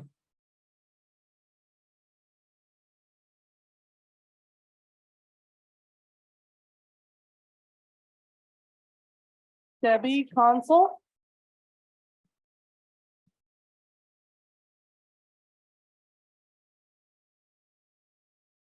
Hi, and thank you for taking my question. I live on Village Way Drive. I walk my dog usually around 11 PM, especially in the summer when it's so hot on the streets and such. A week and a half ago, I started seeing a person parked on the car in the street and laying in the back of his car, which struck me kind of odd, but I disregarded it. This went on for several nights, so I started getting kind of creeped out, and luckily I carry pepper spray because of the coyotes, so that's that. Anyway, I called security finally after about the fourth night. The response to me was, if you feel uncomfortable, then call the sheriff. Not really an acceptable answer in my estimation. And it proceeded several nights past that, when thankfully 2 security guards that work on the grave shift did take it upon themselves to stay there with the lights in his window for over an hour. And he still persisted to stay there. I've heard rumors, I don't know if they're correct or not, that he was on a sex offender watch list, that he had been seen taking pictures of children over here in the parking lot. And I believe that he had gotten beat up by some guys that saw him doing that. Then he relocated to our street. He was obviously living in his car. How does that even happen? I shouldn't have to feel unsafe in my community, especially behind closed gates. Now, since then, it does appear that he's moved on from our street. Whether he's somewhere else in here, I don't know. But especially if he is in fact a pedophile, he has no business being near any school or any park. And to have security say that, and I do know that they're running graveyard on a skeleton crew, that's fact. You call, it's 45 minutes until they can make it out, and that's just not acceptable. So I'm sure that y'all pay a pretty penny to have Allied on site here, and they should have sufficient staffing to cover it in night times when a lot of the crime does happen. So I hope that you'll address that. It is very concerning.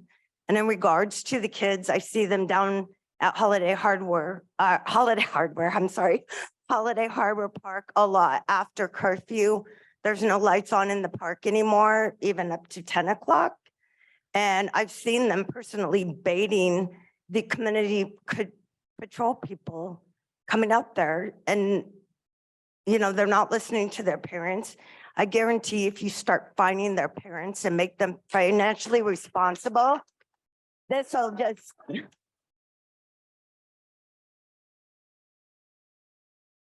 it'll nip it in the bud. And I think it would do to, in the words of Kurt Russell in Tombstone, telling them I'm coming and I'm bringing hell with me. It needs to turn around. Thank you. Thank you.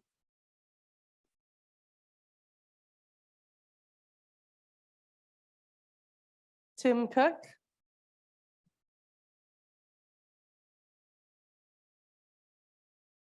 Renee Griffiths.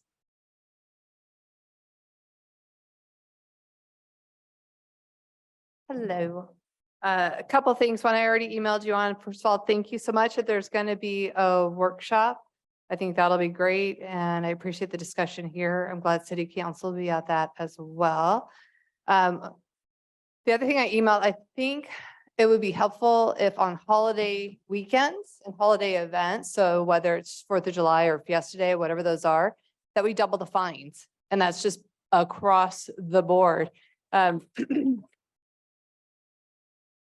have friends who live in Australia and any type of moving violation, they do point system, it's double points always on holiday weekends. So I think that'll help. So when kids are behaving badly or adults are behaving badly and it triggers that $1,000 fine, it's automatically 2,000. That might help be a deterrent along with a lot of the other great recommendations that I've heard. One of the other recommendations that I loved hearing too is about the decal only in the parking lots, and I would say the neighboring streets as well. In the city of Costa Mesa, where I used to live, whenever it was time for the fair, only people who had the special, lived in those areas, the surrounding homes could park there. So that could help be a deterrent. And that was brought up at the lodge. I thought that was a wonderful idea. And last, I'll just say on the 4th of July, Mark and I, around 12:30, we went to the pool. And luckily we were there in great time. We parked at the tennis courts. We were good on that. And I thought it was going to be packed at the pool because I saw the beaches. I was a bit nervous, saw the barbecues and all that other stuff going on. We walked in and secret to everyone, the pool was glorious because maximum is 6 people and you have to show your POA card. So it is a great place to go on 4th of July. I probably just ruined it for myself for next year, but thank you for serving on the board. Thank you for your time, commitment, and everything you guys are doing. Thank you, Renee.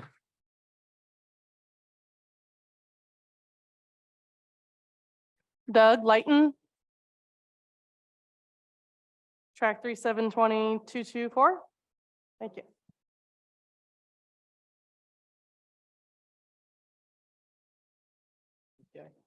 Okay. Yeah, I'm a new resident. I've only been here just under a year. I'm a motorcycle driver. I ride my motorcycle every day commuting. I don't ride it at the weekends. I'm not a joyrider. I don't do any of that. I'm concerned about the security of the motorcycles. I spoke to a lady last week, second motorcycle stolen in 3 months from the same spot, about maybe 20 yards from the guard shack at the main gate. I had my shelter stolen right in line of sight from the guard shack. Nobody sees a thing. Nothing happens. I'm concerned of leaving a $30,000 vehicle there with no security, no safety. All we're asking is drive it from the gate to your house. I understand the noise violations and the gangs and the biker gangs. It seems we have a biker gang problem, but it's e-bikes. We're not motorcycle bikes. So everybody that I've met here that's a motorcycle driver, we're all engineers, nurses, we're all firemen. There's no biker gangs. There's no crazy guys running about, want to do damage. We just want to ride our bike, take it home and make it secure. So I think we can look at, maybe we don't need to overturn the rule because I understand it's real difficult to overturn it because nobody's going to do it. There's very few bikers here. But can we have a carve out? Can we have an exception? Is there a mechanism that allows an exception to a rule that's already here? Is that possible? If it's not possible, then obviously we're going to just have to fight and try and get 2/3, which I think will never happen. But I would like to see it somewhere that I can put my bike and it's safe. I don't worry. Every morning I leave at 4 o'clock in the morning. I go there and I'm hoping my bike's still there. Thank you. Thank you.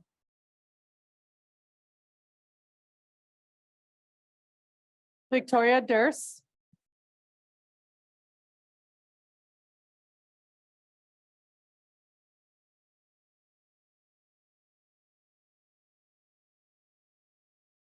First, thank you for running and doing what you do.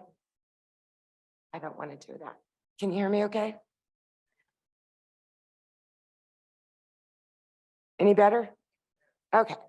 One thing during the discussion on the stats for the security, and again, I'm hearing that there was a shooting at Holiday Harder on the 4th, and that somebody was injured, but I didn't hear that mentioned.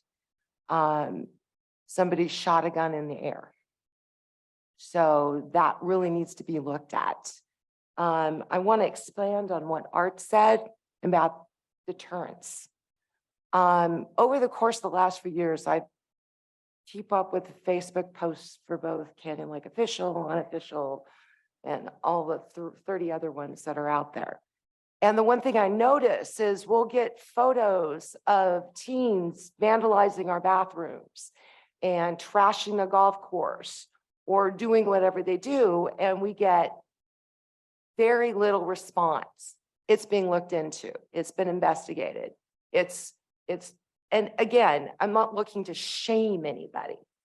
You know, I don't want you to say John Doe's son, 16-year-old that did this.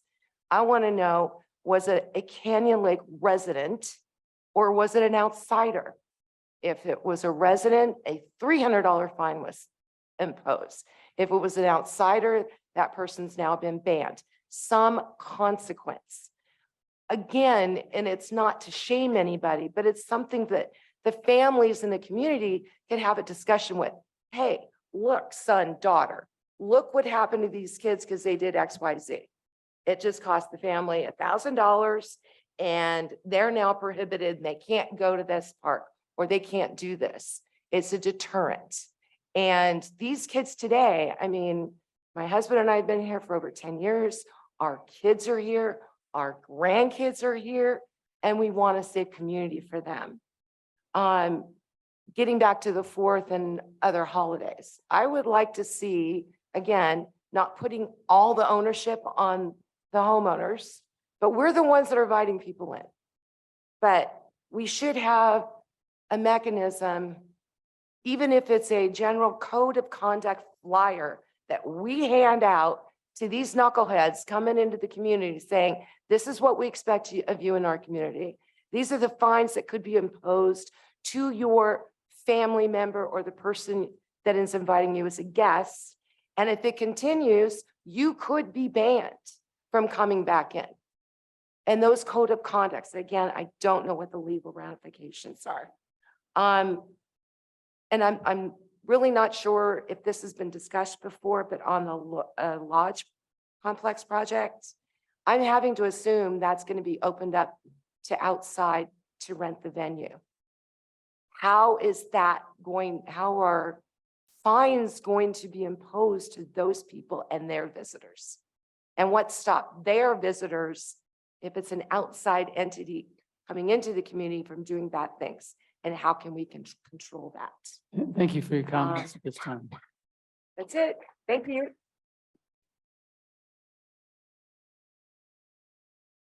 Last three, Tom Alvarez.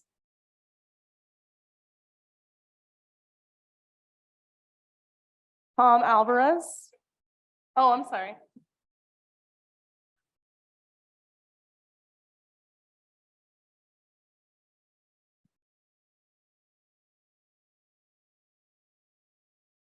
Can you hear me? All right. I'm not even sure I got here. I was told there was free pizza and, but I haven't seen it yet. In all seriousness, I stand before you today to address a matter of utmost importance. It has been a concern of our community, and that is the overcrowding during the 4th of July celebration. As we all know, this annual event holds a special place in our hearts, commemorating the birth of our great nation. However, it has become a victim of its own success, leading to overcrowding issues that need to be addressed.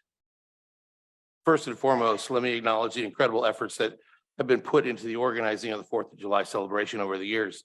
The hard work and dedication of the commitment of the community members and volunteers are truly commendable. It is due to these tireless efforts that this event has gained widespread popularity and attracted visitors far and wide. However, as our event continues to grow in popularity, it has outgrown the existing infrastructure and resources available. This overcrowding poses various challenges that cannot be ignored. We must address these challenges to ensure the safety, well-being, and enjoyment of all participants, both residents and visitors alike. One of the most pressing concerns arising is the overcrowding issue of public safety.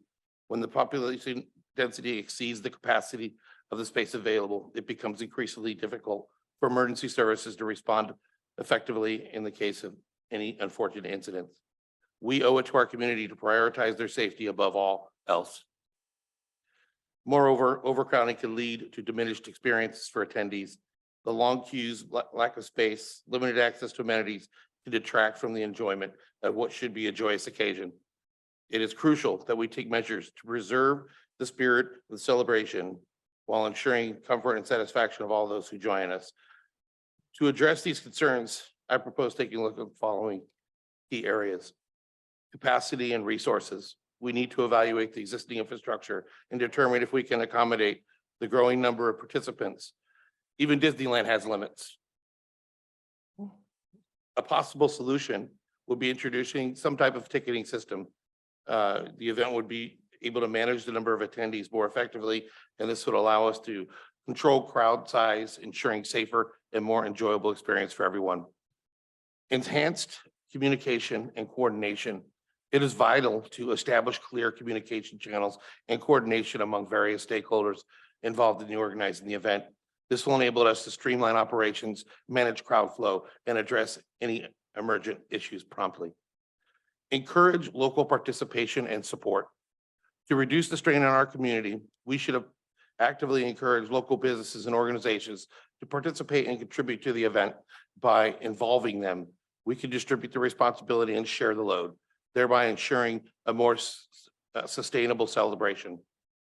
In conclusion, addressing the issue of overcrowding during the 4th of July celebration is crucial for the continued success and safety of our beloved event.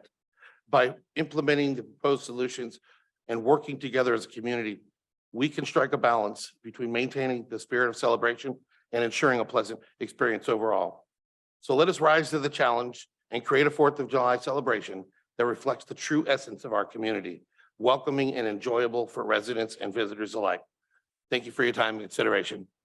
Thank you, Tom. Chuck Moreno.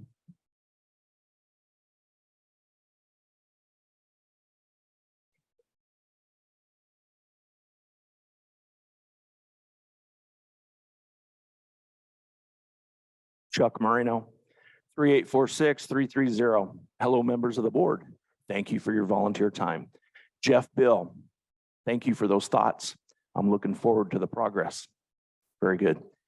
Okay, tonight we bring up the issue of non-resident abuse in our private gated community. I've been bringing this issue up for at least 10 years regarding the non-residents and abuse of our community. I am happy there seems to be a few people seeing the same things I've been talking about. It really starts and stops at the gates. 2 lanes exclusively for non-residents. A permanent guest list for non-residents. Special signage for non-residents. We make it way too easy for non-residents. And this in turn cheapens our membership. One new trend is Audie Murphy people registering golf carts with license plates to access our community with a non-resident guest pass. I thought using a golf cart in our community was a privilege for members only, not non-residents. Again, the list goes on and on for abuse by non-residents.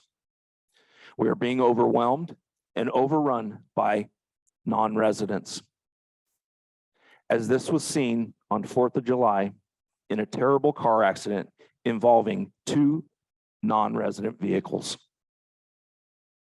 A couple simple solutions, going back to the old way, which wasn't that long ago, forcing non-residents, guest pass people, to use the guest lane only. I am not talking holidays and big weekends, just the rest of the calendar year, just like it used to be. Another idea, and we also used to do this in the 90s. Anytime a guest pass was issued, you received a flyer stating the speed limit in bold right across the top. A list of basic rules in our private gated community. There are too many issues and suggestions regarding the non-resident abuse for 3 minutes. Please schedule a workshop or something we can get this major epidemic problem handled, okay? Lastly, there are many in the audience that are not speaking tonight, either one reason or another. May I ask now that the people in the audience that are not standing up, to please stand up in support of this issue. Thank you. Thank you, everyone.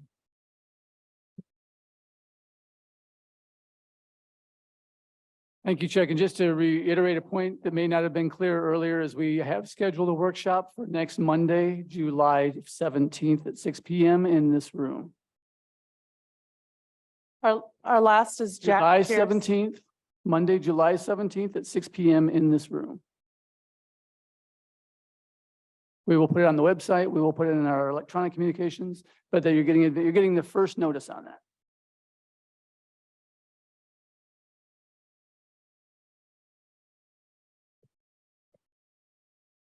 Good evening. Thank you all for what you do. I've been there in running a volunteer organization, totally understand it.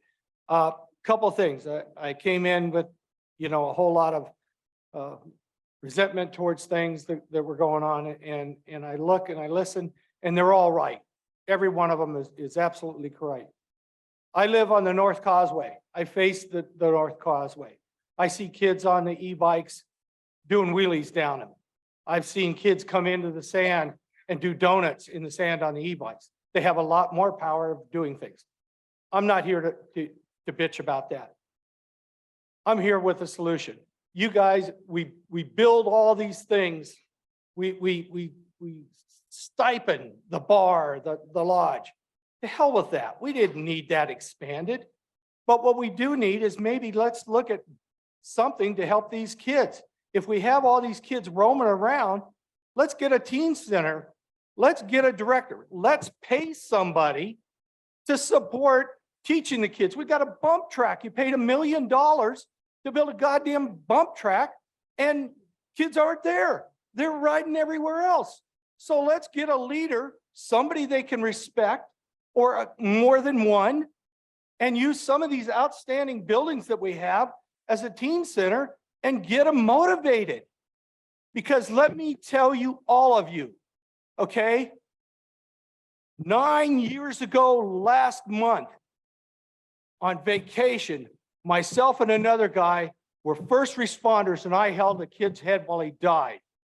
And I don't ever want to have that happen again, okay? So please think about that. And I hope you all really, everyone thinks about that, because it's just not safe. Thank you.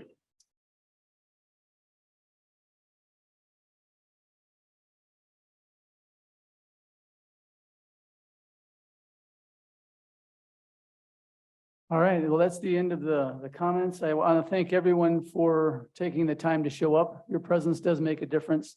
For those who had the courage to speak, we thank you for doing that, because we know that for every one that speaks, there's at least 10 more people that feel the same way. And we want you to know that you were heard. We listened, we've taken copious notes, and we will be taking this further in the workshop. Again, it's as quick as, because it's important, that's why we agreed to have this workshop next week. One point I forgot to make in our discussions that we had before we came in here in our executive session. One of the things that we are going to do, we heard a lot of comments regarding the permanent guest passes and the concerns over having permanent guest passes. The last time, for everyone's information, that we periodically go through and purge the guest list and then require residents to go back and re-enlist those. The last time we did it was 2018. So it's been 5 years. It's overdue. So to let everyone know, we're going to require everyone to refresh that guest list by August 31st. Okay, with that, let's get down to business. Scheduled business, that is. Are there any items on the consent agenda that any director would like to remove? No? May I have a motion? I'll move, we approve the consent agenda. Is there a second? Second. Any discussion? None, all in favor? Say aye. Aye. I'm in favor, motion carried. I'm going to take, given the crowd, we're going to take a 5-minute recess to continue our business, to allow the crowd to disperse and gather. So we'll regroup at 7:45, 7-minute recess. 7:45 we will resume.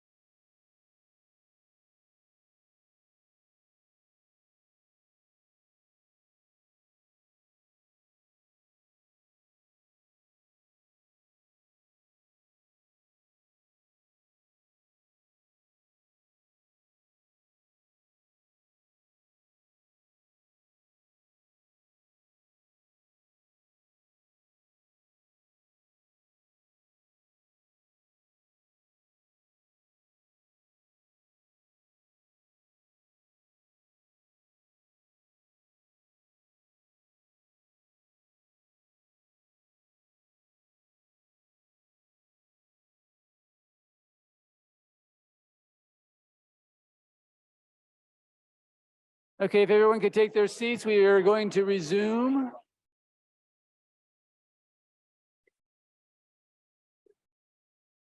Yep.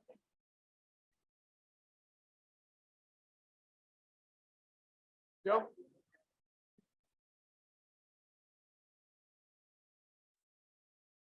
Bike thing, big issue. Bike thing. We heard that. We heard that. It's gotta be addressed. Yep, Bikes, we are. bikes, bikes.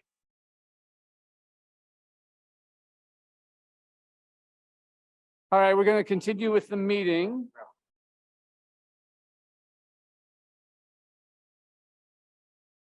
Okay, so now this is a crowd we're normally used to. All right.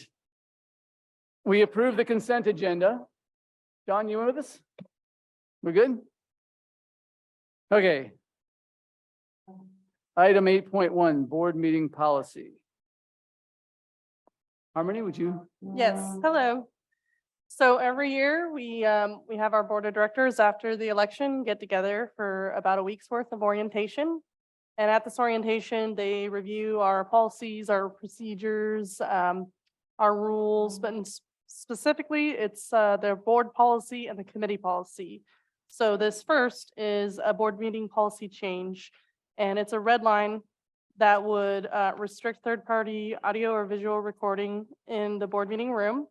The board goes through pretty great effort to air these live and allow people to join on Zoom or in person or watch it on Facebook, and then we record it on YouTube and upload it later. But they would prefer no disturbance during the meeting so that they can conduct business and allow everyone here to enjoy their board meeting. So we recommend that the board approve the revised board meeting policy as attached. Do we have a motion? I motion. Second. Okay. Are there any comments from the members on this matter? You can just raise your hand. You don't have to fill out a card. If you'd like to talk on it, you can just raise your hand and come forward. Would anyone like to speak on this matter? No. Okay. Board discussion. Any comments? Yes. Well, I see he's here, but an email that Travis sent that made me think about this, that while we are saying absolutely no third-party audio or visual recording is permitted, do we want to make consideration for occasions when we may want it recorded for personal reasons, for training reasons, for any other reasons that we may want? And would we want to add something that says without specific approval of the board or the board president or the board, the GM? Right. I believe we do. I think the reason for this, that this was put forward by staff is because we do record it currently. You can see Amanda there in the back is Well, the idea that was mentioned was maybe if someone was doing a news article or something for the community outside of the community that wanted to come in, and it was just a thought that I thought was worth discussing. And do we just want to add that as an option that gives us an option down the road? any other thoughts or comments? Serious reactions can occur. Tell your doctor if you are or may become pregnant. That's not me.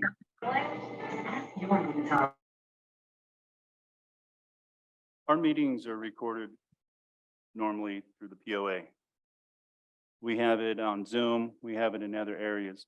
Those meetings can be copied and edited. So it's out there if someone wants to copy it. The thing that I look at, and we saw tonight, there was a couple of flashes and it's distracting. It's like, wait a minute, where was I? So yeah, they have access to record it. We're just asking them not to come in and distract the meeting.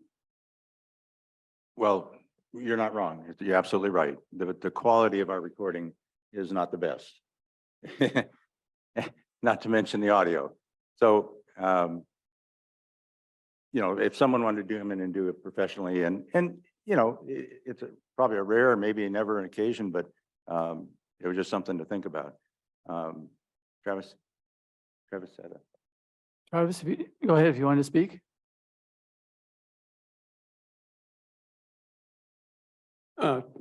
Travis Montgomery, 3863-010. I brought this up to the board's attention only because what you have written is totally unequivocal. We give a scholarship out, or we present something to somebody in the community, a young person who saved a life, did something like that, and they come and get a presentation and the family says, I'd like to film that. You can't do it.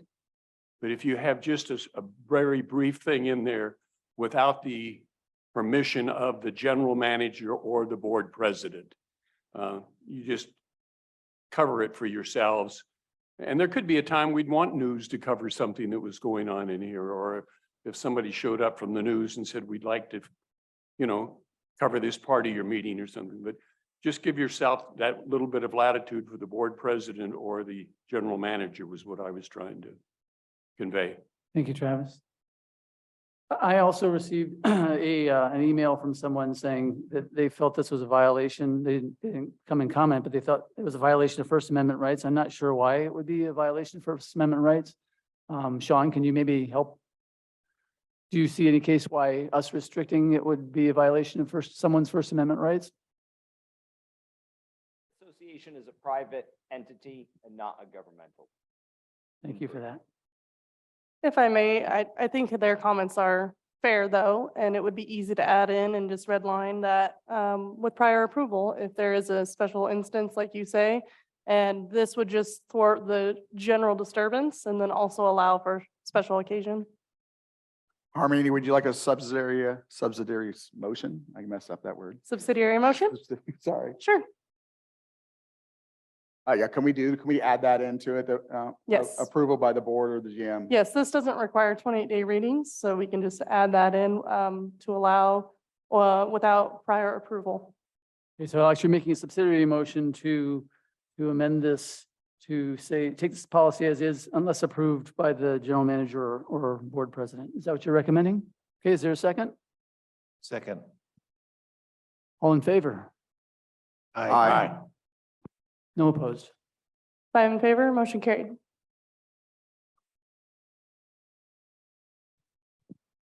My turn. Another updated committee policy.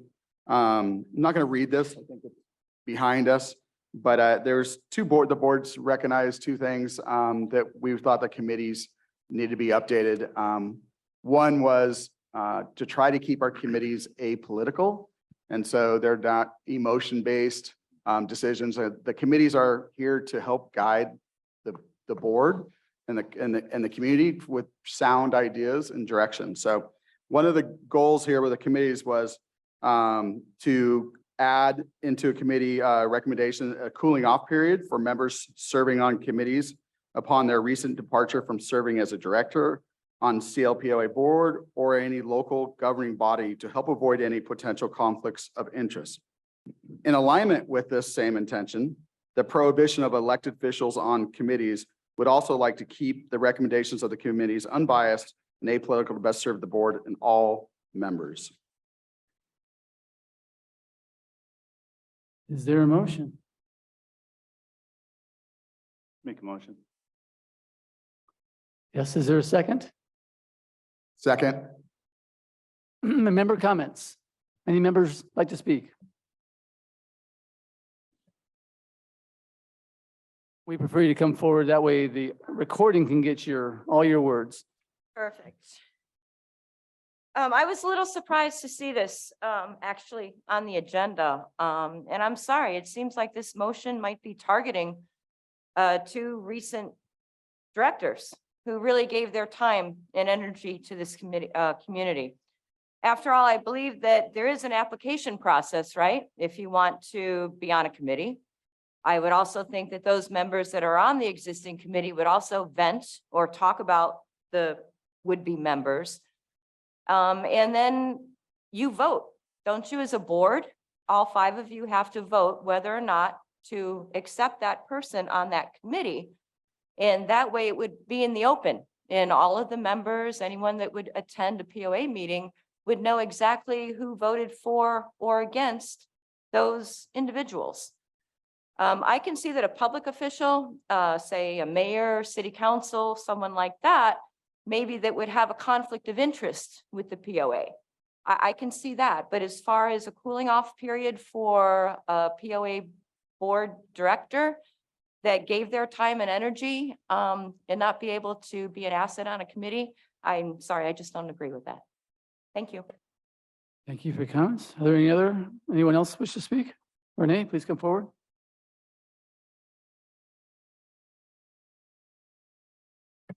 Thank you. I'm gonna just read what I already emailed. And then I also have words from Tim Cook too, because he had to go.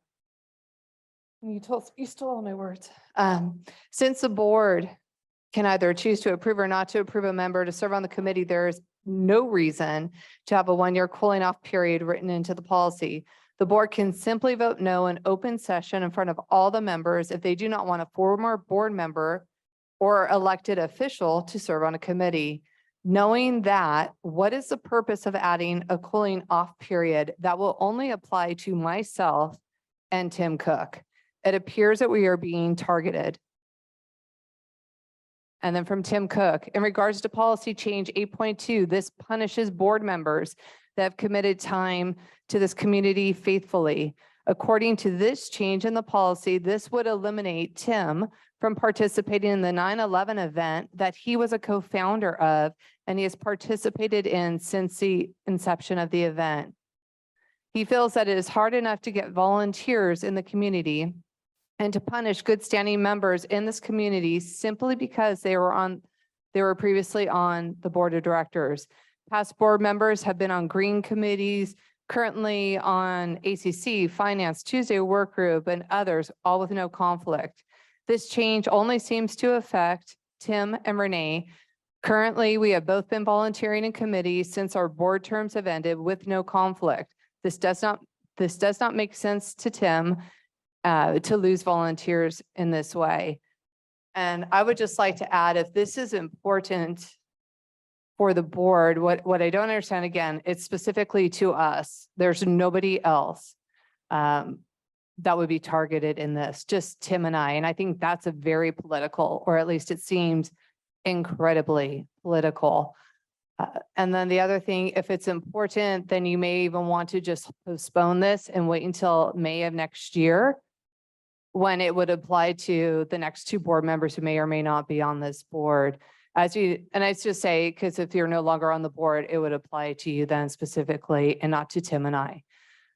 The other thing is, as we all know up there, and you guys may or may not know, these policies are changed by every single board. So if you guys change this, hopefully next year's board will change it back and just fully value all board members. And if they want to be a part of committee and the committees want them to be a part of it, that they would have at least have that opportunity. Thank you.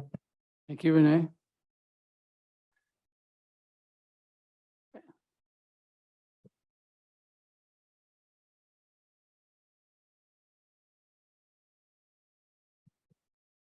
Hello. I would like to echo the sentiments of Renee and Allison. This seems very petty and vindictive. I'm going to be real honest. I don't understand how a school board trustee would have a conflict of interest, but they're a local elected official. I don't think that you are thinking with the foresight that some of the people who spend a lot of time here, who donate their energy and their resources, want maybe not to be on committees that would have a conflict of interest. Like Renee pointed out in Tim's sentiment, being on the 9/11 committee or a recreational endeavor should have no bearing on past service and so forth. You may end up having people dissuaded from running for office simply because down the road, they would not be able to participate in our community in a manner in which they would like. Agree. If this can be changed every year, or if this can be assessed at the time of appointments, what is the actual point of amending the eligibility requirement? Thanks. Thank you, Casey. Any others? Please come forward.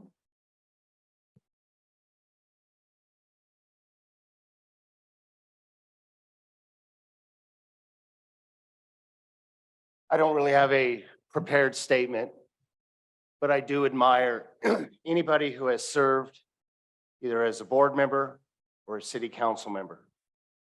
As all of you do know, it's not an easy job. And elections are far from fun.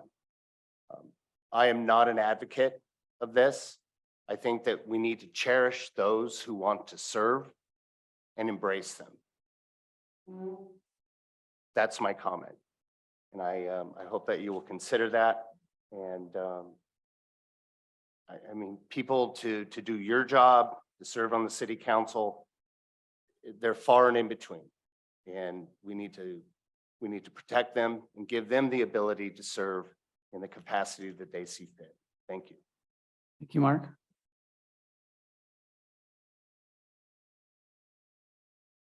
Travis Montgomery. I tend to agree with the fact that the previous board members or immediate post-board members shouldn't be disenfranchised from serving on committees. I do think there can be a conflict of interest with elected officials. To have an MWD elected person serve on a committee when we might be into, say, the finance committee, and we go into negotiations with EMWD on the lease or something, just puts somebody in a bad spot. And we have other examples of authorities like that could happen. So I think maybe elected officials is where you could draw the line, but not with people who just served on the board immediately. And I don't know what a cooling off period means. I don't think I saw it defined in there for any particular period of time. Did it say 1 year? Okay. But anyway, that's my comment. Thank you, Travis.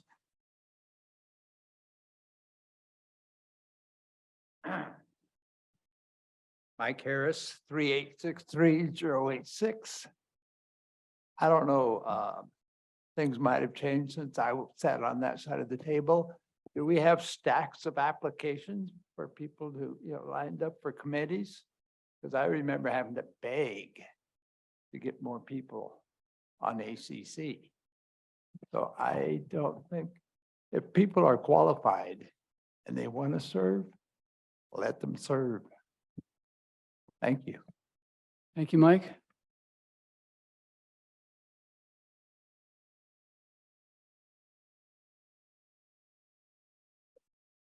I just have a question about this, and I don't know, maybe you can't answer it because of the law or having a meeting, but how did this come about?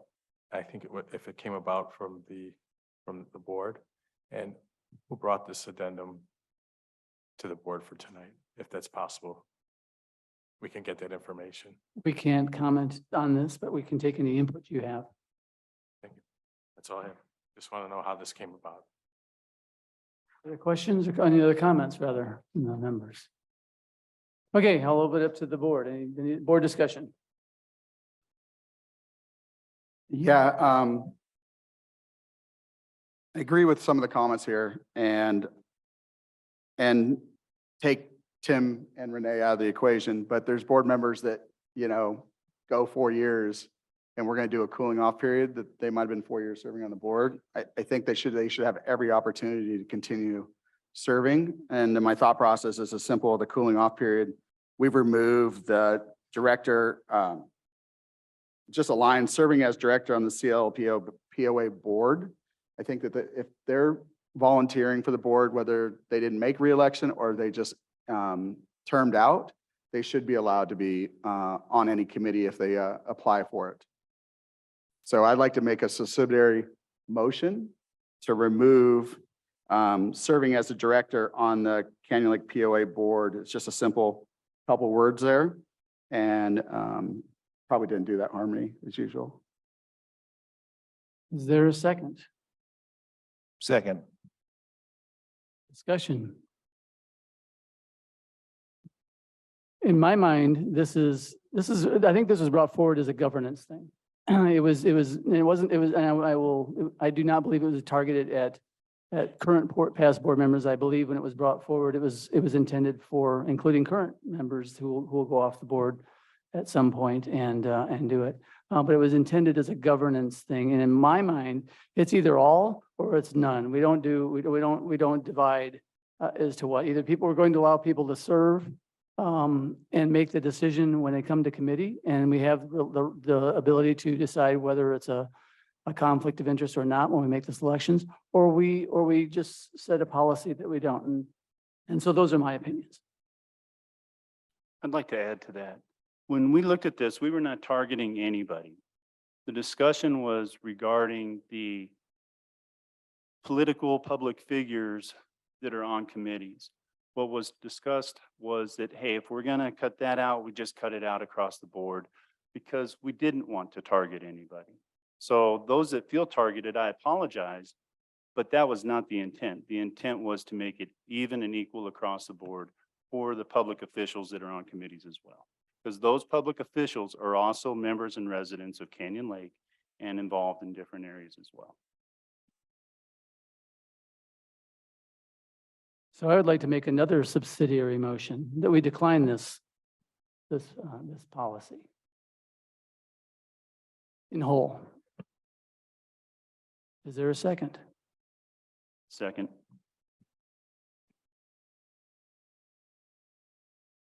Discussion on that? All in favor of declining the updated committee policy, say aye. Aye. Aye. Any Nay. opposed? None. So we are declining this policy. We're all voting no change. officially on the original one. In its entirety. In Okay, its entirety. 5 in favor, motion carried.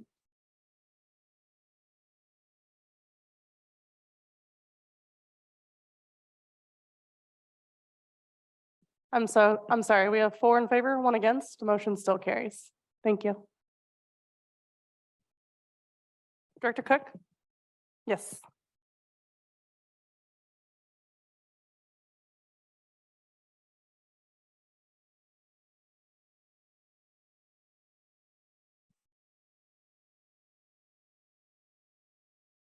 This is just a revision for a fine for Rule GR 0.5.6.D.1.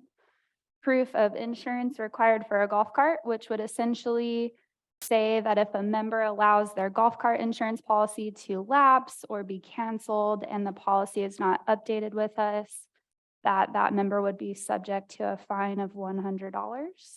It's recommended that the Board of Directors approve to revise this fine for GR 0.5.6.D.1. Motion? Motion. Any second? Second. Any member comments? Please come forward, Mr. Hawker.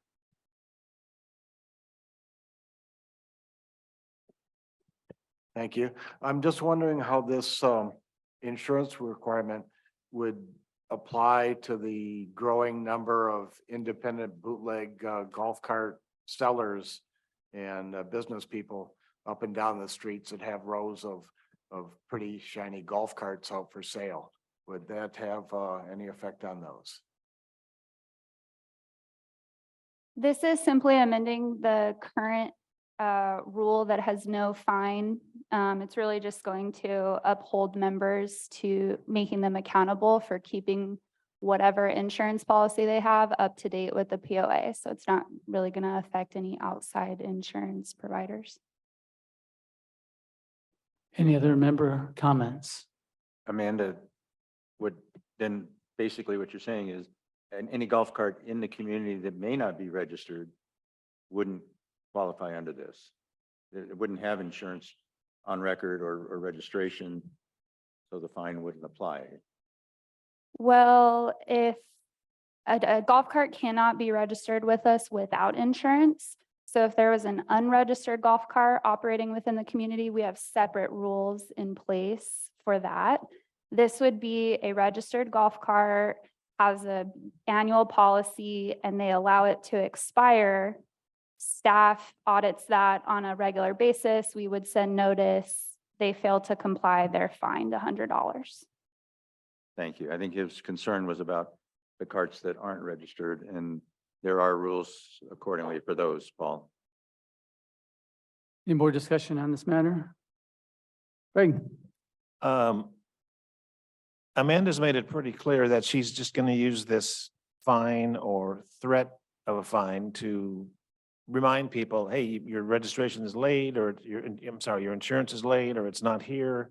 Please get it in. And I think probably in my lifetime, this fine will never be levied, but it will be used as a tool by Amanda and her people to enforce the insurance rules that we have. So I think it's a good idea. Not a lot of money, just a tool. Any other comments? All right, all in favor of approving this rule, say aye. Aye. Any opposed? None 5 in opposed. favor, motion carried.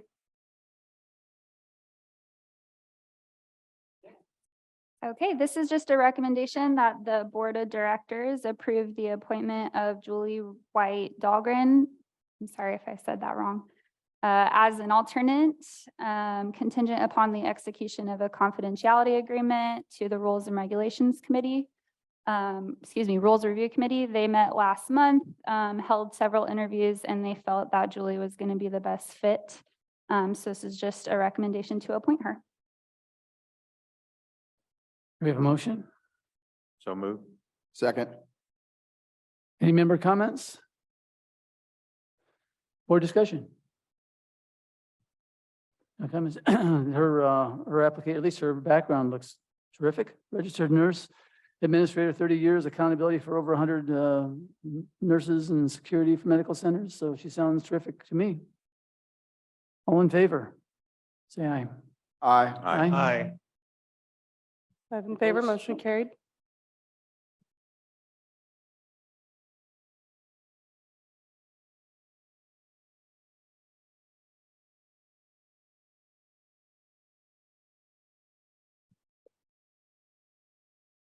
Good evening. This is, there's currently a opening on the FPC committee. And the FPC committee interviewed Dan Likawa, sorry if I said that incorrectly, Dan.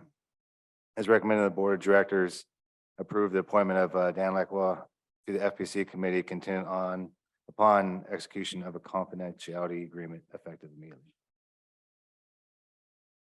Okay, do we have a motion? I'll make the motion. I'll second it. Any member comments?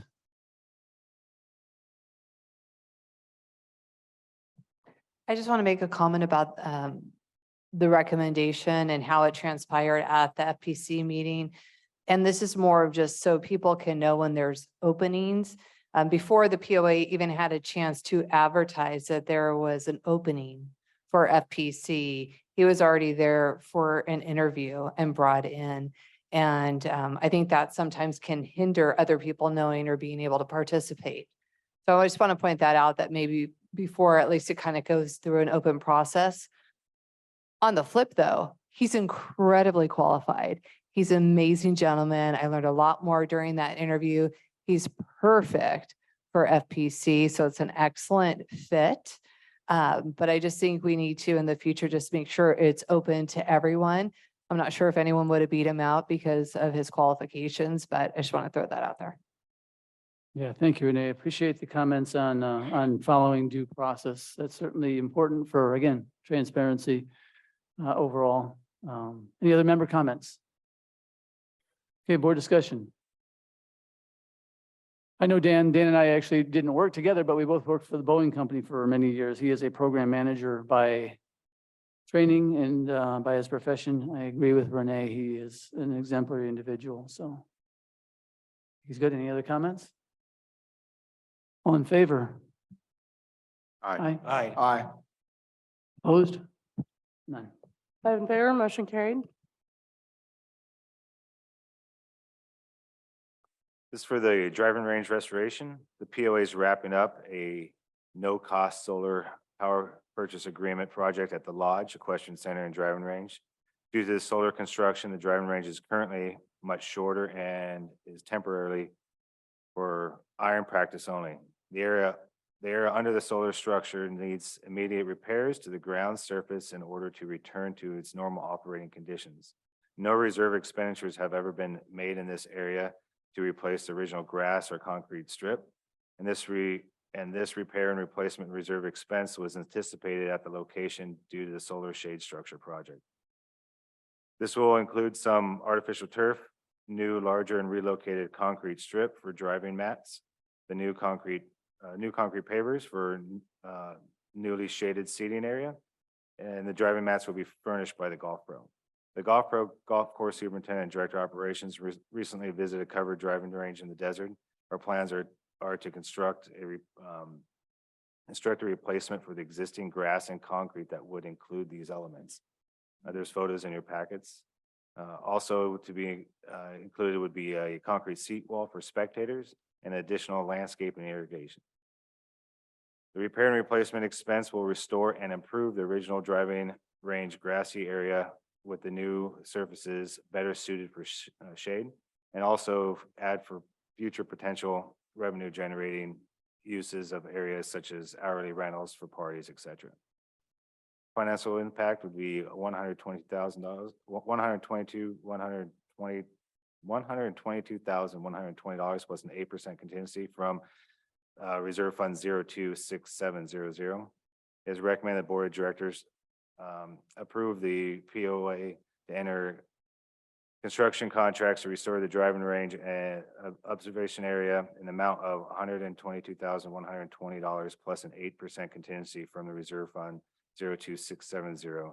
It further recommended the Board of Directors approve the subject. Approval will be subject to the Green Committee's approval this coming Thursday, July 9th or 13th. Is there a motion? Motion. Second. Member comments? No member comments, board discussion? Yeah, I'd like to just mention that it's kind of unusual that we get committee approval after we approve the expenditure, but I have to explain that the driving range has been shut down during the whole time of the solar project. Or not shut down, excuse me, it's been shortened. So members and golfers are required to use shorter clubs and limited clubs in their use of the driving range. And this is in an effort of the POA to get the driving range back to full length or full usability. So that's why we're approving it today, and Green Committee will hopefully, without question, approve it on Thursday, and it'll go forward. But that's a brief explanation as to why this is the process today. Thank you. Any other questions or comments for Steve? I have one. Steve, when would this occur? Would this work occur? Once the bid is that a firm bid, or you've received bids, or give us a little Yes, detail? yeah, Okay. we receive firm bids. and So when would you, As soon as we can. okay. Is the shade structure ready to, to commence? Is all the work by the solar done so that we're ready to go and commence the effort? Other than it being tied into the SE grid, which we're waiting on, Southern California Edison for that. If people in the room don't know, they've been slammed with, because of the 2.0 to 2.3, they were slammed with a bunch of applications. And so we're in the queue. They just approved the Equestrian Center, which was the first one done. The next one will be the Lodge, and then this one will be final. But the solar company, answer your question, the solar company is done with the shade structure other than the commissioning. Okay. Any further comments? Let's take a vote. All in favor? Aye. Aye. Any opposed? 5 in favor, motion carried. Well, with that, we are up to association reports. Eric, please tell this crowd what's going on in. Okay, well, the crowd has dwindled dramatically. Surprising. It was very nice to see the turnout though today, really encouraging. I think in the 7 years I've been here, that was a record. And it's really nice to see the community engaged. I think we had close to 150 people here in the room, which is for sure a record at meetings I've attended, and 68 people on Zoom and another 42 people on Facebook Live. So we thank the community. I'm sure you're all at home watching TV now, but those of you that are still here, thank you for still being here. So as usual, our activities and operations and communications team, everybody, our whole staff, top to bottom, did a great job putting on another fantastic 4th of July. Few little issues in the community, but Jeremy did a pretty good job of comparing the past few years to this year. And actually the past years had more calls for service and more arrests than we did this year. So some of the incidents were more serious this year, but at least it got the community's attention and everybody talking about important things. So it's good that people showed up and the board is on top of it. So okay, so as usual, I direct people to our staff reports in the agendas. We're running long, so I'll keep it short. We have Taco Tuesday tomorrow and July 11th, tomorrow, the 18th and the 25th. We have Deanna Carter concert on August 9th, Fabulous Thunderbirds on November 4th. So get tickets for those two good shows. In our agenda, communications did another great job putting a multi-page report out. Please take a look at that. A lot of good information in there. Planning and compliance, they're working on 2,300 open items this month, tracking permits, due dates, violations, escrow, inspections, and the like. There's also a community patrol report in there. Just some highlights. In May, we had an average of 13,500 cars coming through our gates on an average day, and about 2,700 guests on an average day. I think Amanda told us on 4th of July, we had 6,200 cars or guests come through just on the 4th of July. So it's definitely a fact that we increased over that weekend. Marine Patrol also in May had 389 calls for service. Obviously, they ramp up during the summer. Some highlights from the operations report. The Harrelson dock has been replaced. The Holiday Harbor dock has been ordered, contract signed, and will be fabricated in August and September and probably be installed by November. And that is a new, larger courtesy dock at Holiday Harbor over near the fish weighing station. So that'll be a nice improvement. At the lodge, we should be pouring the rough dining patio slab out here this Thursday. And after that, we will start exterior tile on that dining area and the large overhead shade structure. Those posts will go in and the overhead shade construction will commence. On the inside of the bar, the interior tile has started, countertop fabrication, architectural millwork, and we're probably looking at mid-August for phase 1 to be complete. That's the bar and the patio area. And then pickleball construction is moving along. We're looking forward to having 2 more courts this fall. Solar project, Steve just touched on that. Equestrian Center's been connected and the other 2 are in line. And the tennis area shade structure, Steve presented some renderings to the board, and we have a design that we're going to be going out to bid on in the next couple months, and see if that's something the board wants to approve and move forward later on. And that's all I have tonight. Thanks for coming. Thank you, Eric. With that, we will, let's wrap up with board comments. Greg, how about if you lead us off? With regard to the predominant subjects tonight, the e-bikes and the shenanigans that are occurring in our community, a lot of people were heated up over the past few days and we're calling it a crisis. It's a crisis. And somehow over the weekend, I stumbled on the word crisis, the Chinese meaning in the Chinese word for crisis. And the Chinese word for crisis, don't ask me to pronounce it, but it's made up of 2 parts. And the first part is danger. And the second part of the meaning, the Chinese meaning of crisis, is opportunity. So I think the wisdom in that interpretation is pretty clear. And it was really gratifying for me, and I know everybody up here at this table, to see the outpouring tonight of people that see the danger, but want to seize the opportunity. So I just want to thank all the people that showed up and those that didn't show up that couldn't maybe, but recognize that we have some situations to deal with and an opportunity to fix it. So thank you to the community for showing up tonight and showing you care. Thanks a lot. Alex, would you like to go next? I'd like to reiterate what Greg just said. You know, this community in the past has had a lot of apathy. And tonight warms my heart. I'm super stoked that everybody was out here. I mean, nearly 200 people online or here in person, at least, I think is what the number. That's awesome. I mean, this is what we want to see. It makes all of us more engaged and so forth as we go through. I think everybody that sat in here today, and I know for the 5 of us, all believe change has to happen. There are things that need to be fixed.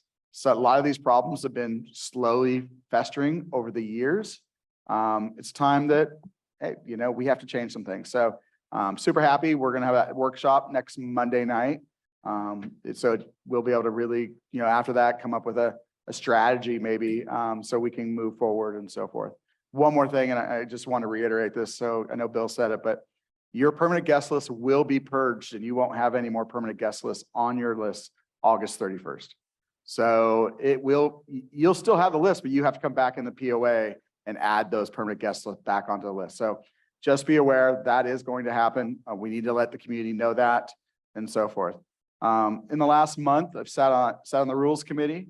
You know, we're still working on a tiered system, fine system, and looking for redundancy to remove, trying to take 170 pages of rules and make it so it's a little smaller in some way or form. Amanda and Craig, it's in the back. I mean, working on this every single meeting. So big props to you guys.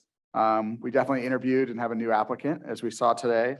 And I think the one thing that they're chewing on right now that'll be in the next meeting is they're looking at the proposed rules for the garden club. And so the gardening bed. So kind of figuring out, you know, what rules need to be in place to help govern that. I also sit on the finance committee. You know, it's kind of not a busy time for the finance committee because we're not talking about assessments or anything at this point in time, but we're still looking at investment opportunities to make sure that we're getting the most out of our dollars in investments. Along with that, we keep managing and watching the variances on all the different categories and so forth every single month. So props again to that committee too. Probably some of the most educated people, you know, work with in this community. So that's the last month. Thank you guys again. Thank you, Alex. Jeff. I just want to reiterate that it was great to see everybody here. To go a little further than that is, you know, when coming in here, there's a big crowd. Some people might have been nervous. We were really excited about that. Why do we want to see people here? Because we don't have all the ideas. We don't know how every house lives. We don't know what everybody wants. I failed mind reading 101 when I went to college. So I need you to come in and tell us what it is you want. The community improvements, all these other areas, you live here. And this is for the people that left. I mean, the cool people are still here. But the people that left, the people that are watching it online, you live here, get involved. You can't complain all the time and do nothing. In fact, if you complain and do nothing, you're part of the problem. And we need you to help us be part of the solution. So going forward, I'd love to see more people in here. I will tell you that as we're looking at the security, the e-bike issues, the motorcycle parking, I want your feedback. I want to hear from you. All these guys want to hear from you. You might hear us talk about certain things on our own, but we are on everything together. Joe might take projects, I might take security, Alex might take communication. The reality is we're all involved in those areas. So we really need to hear from you. I also want to reiterate the camera program. Everybody's complaining about theft, vandalism, all this sort of stuff. We could get rid of a lot of that once we catch them on the cameras. We need people to sign up for our camera program. It's not hard. Just go online. You can go to the POA website, sign up. It only takes you a minute. You know, I did it on a phone. It's not that hard. And then the last thing I want to reiterate is the permanent guest list, just like they said. And I hope every one of us says it because everyone's going to complain. and say they didn't hear anything, and we've all said it, and we're going to publish it. So thank you all again for coming. Appreciate it. Appreciate the comments. Appreciate the ideas. Thank you, Jeff. Yeah, we had a very good executive meeting today. We had a lot of discussion. Obviously, July 4th incidents and issues and solutions were a lot of our topics of discussion, and fueled in large part by the emails that we got from the members. It outlined, they weren't beating on the POA, they weren't beating on the city. Most of the emails came in, they were positive. They said, we're fed up with this and we want solutions, and here's some ideas. And that's really opened my eyes to the need of the community and the community's desire to really solve this problem. And we pulled a lot of good ideas. We pulled a lot of ideas, and some obviously were impractical. We cannot limit a homeowner from inviting people into his house. We just can't do that. But we can limit the number of people that maybe go to a park, or other ideas that we built from that.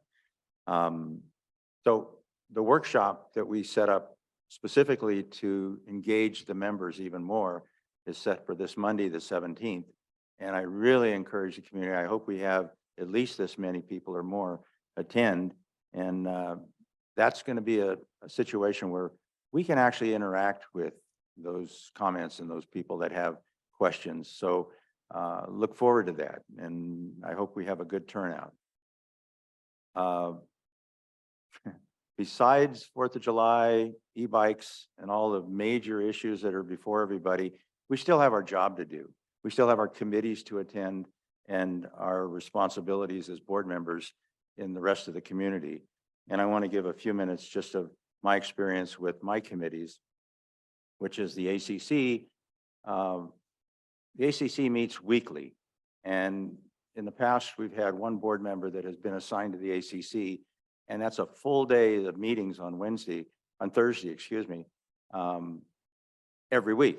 And it was just overwhelming. So we as a board decided that we would share that responsibility, and each board member would take 1 week a month. And I had my turn at it a few weeks ago, and I was thoroughly impressed. Their morning starts at about 7:30 in the morning. They go out for 2.5 hours to view the sites that they're inspecting. And then they come back at 10 o'clock, and they're there till 3 to 5 o'clock discussing each of the 50 or 60 issues that they have to deal with. And it's remarkable. And they do this every week. And their committee consists of about 7 volunteers and 3 or 4 staff members that do this every week. So I just want to stress that. And if you know anybody that's on the committee, you should certainly thank them for their service, because it's a real commitment that they have to the community. Senior Center, they're dark in July, but I have to say that Kathy Barbay, co-chairman of the committee, was honored by for her volunteer work by the supervisor, our new county supervisor, Karen Spiegel.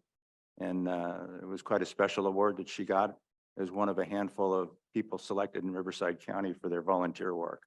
So I wanted to give her a shout out and let her know our appreciation for all she does. On the Appeals Committee, they meet the last Monday of each month. Green Committee is meeting Thursday. They'll be reviewing the driving range. And they're currently looking at drought tolerant areas on the golf course and maybe replanting some of those. And they work really closely with the Tuesday work group. And and they're also currently reviewing all the golf course rules. So they'll be well, actually not rewriting them completely, but basically streamlining the rules. And the Tuesday work group, it's dark this summer, but they still have a small group of guys that go out every Tuesday morning and do sanding, even in the hot weather of the summer. So that's my report. Thank you. Thank you, Joe. Just some closing comments. The reason we presented the goals is that's really our commitment to you as a community.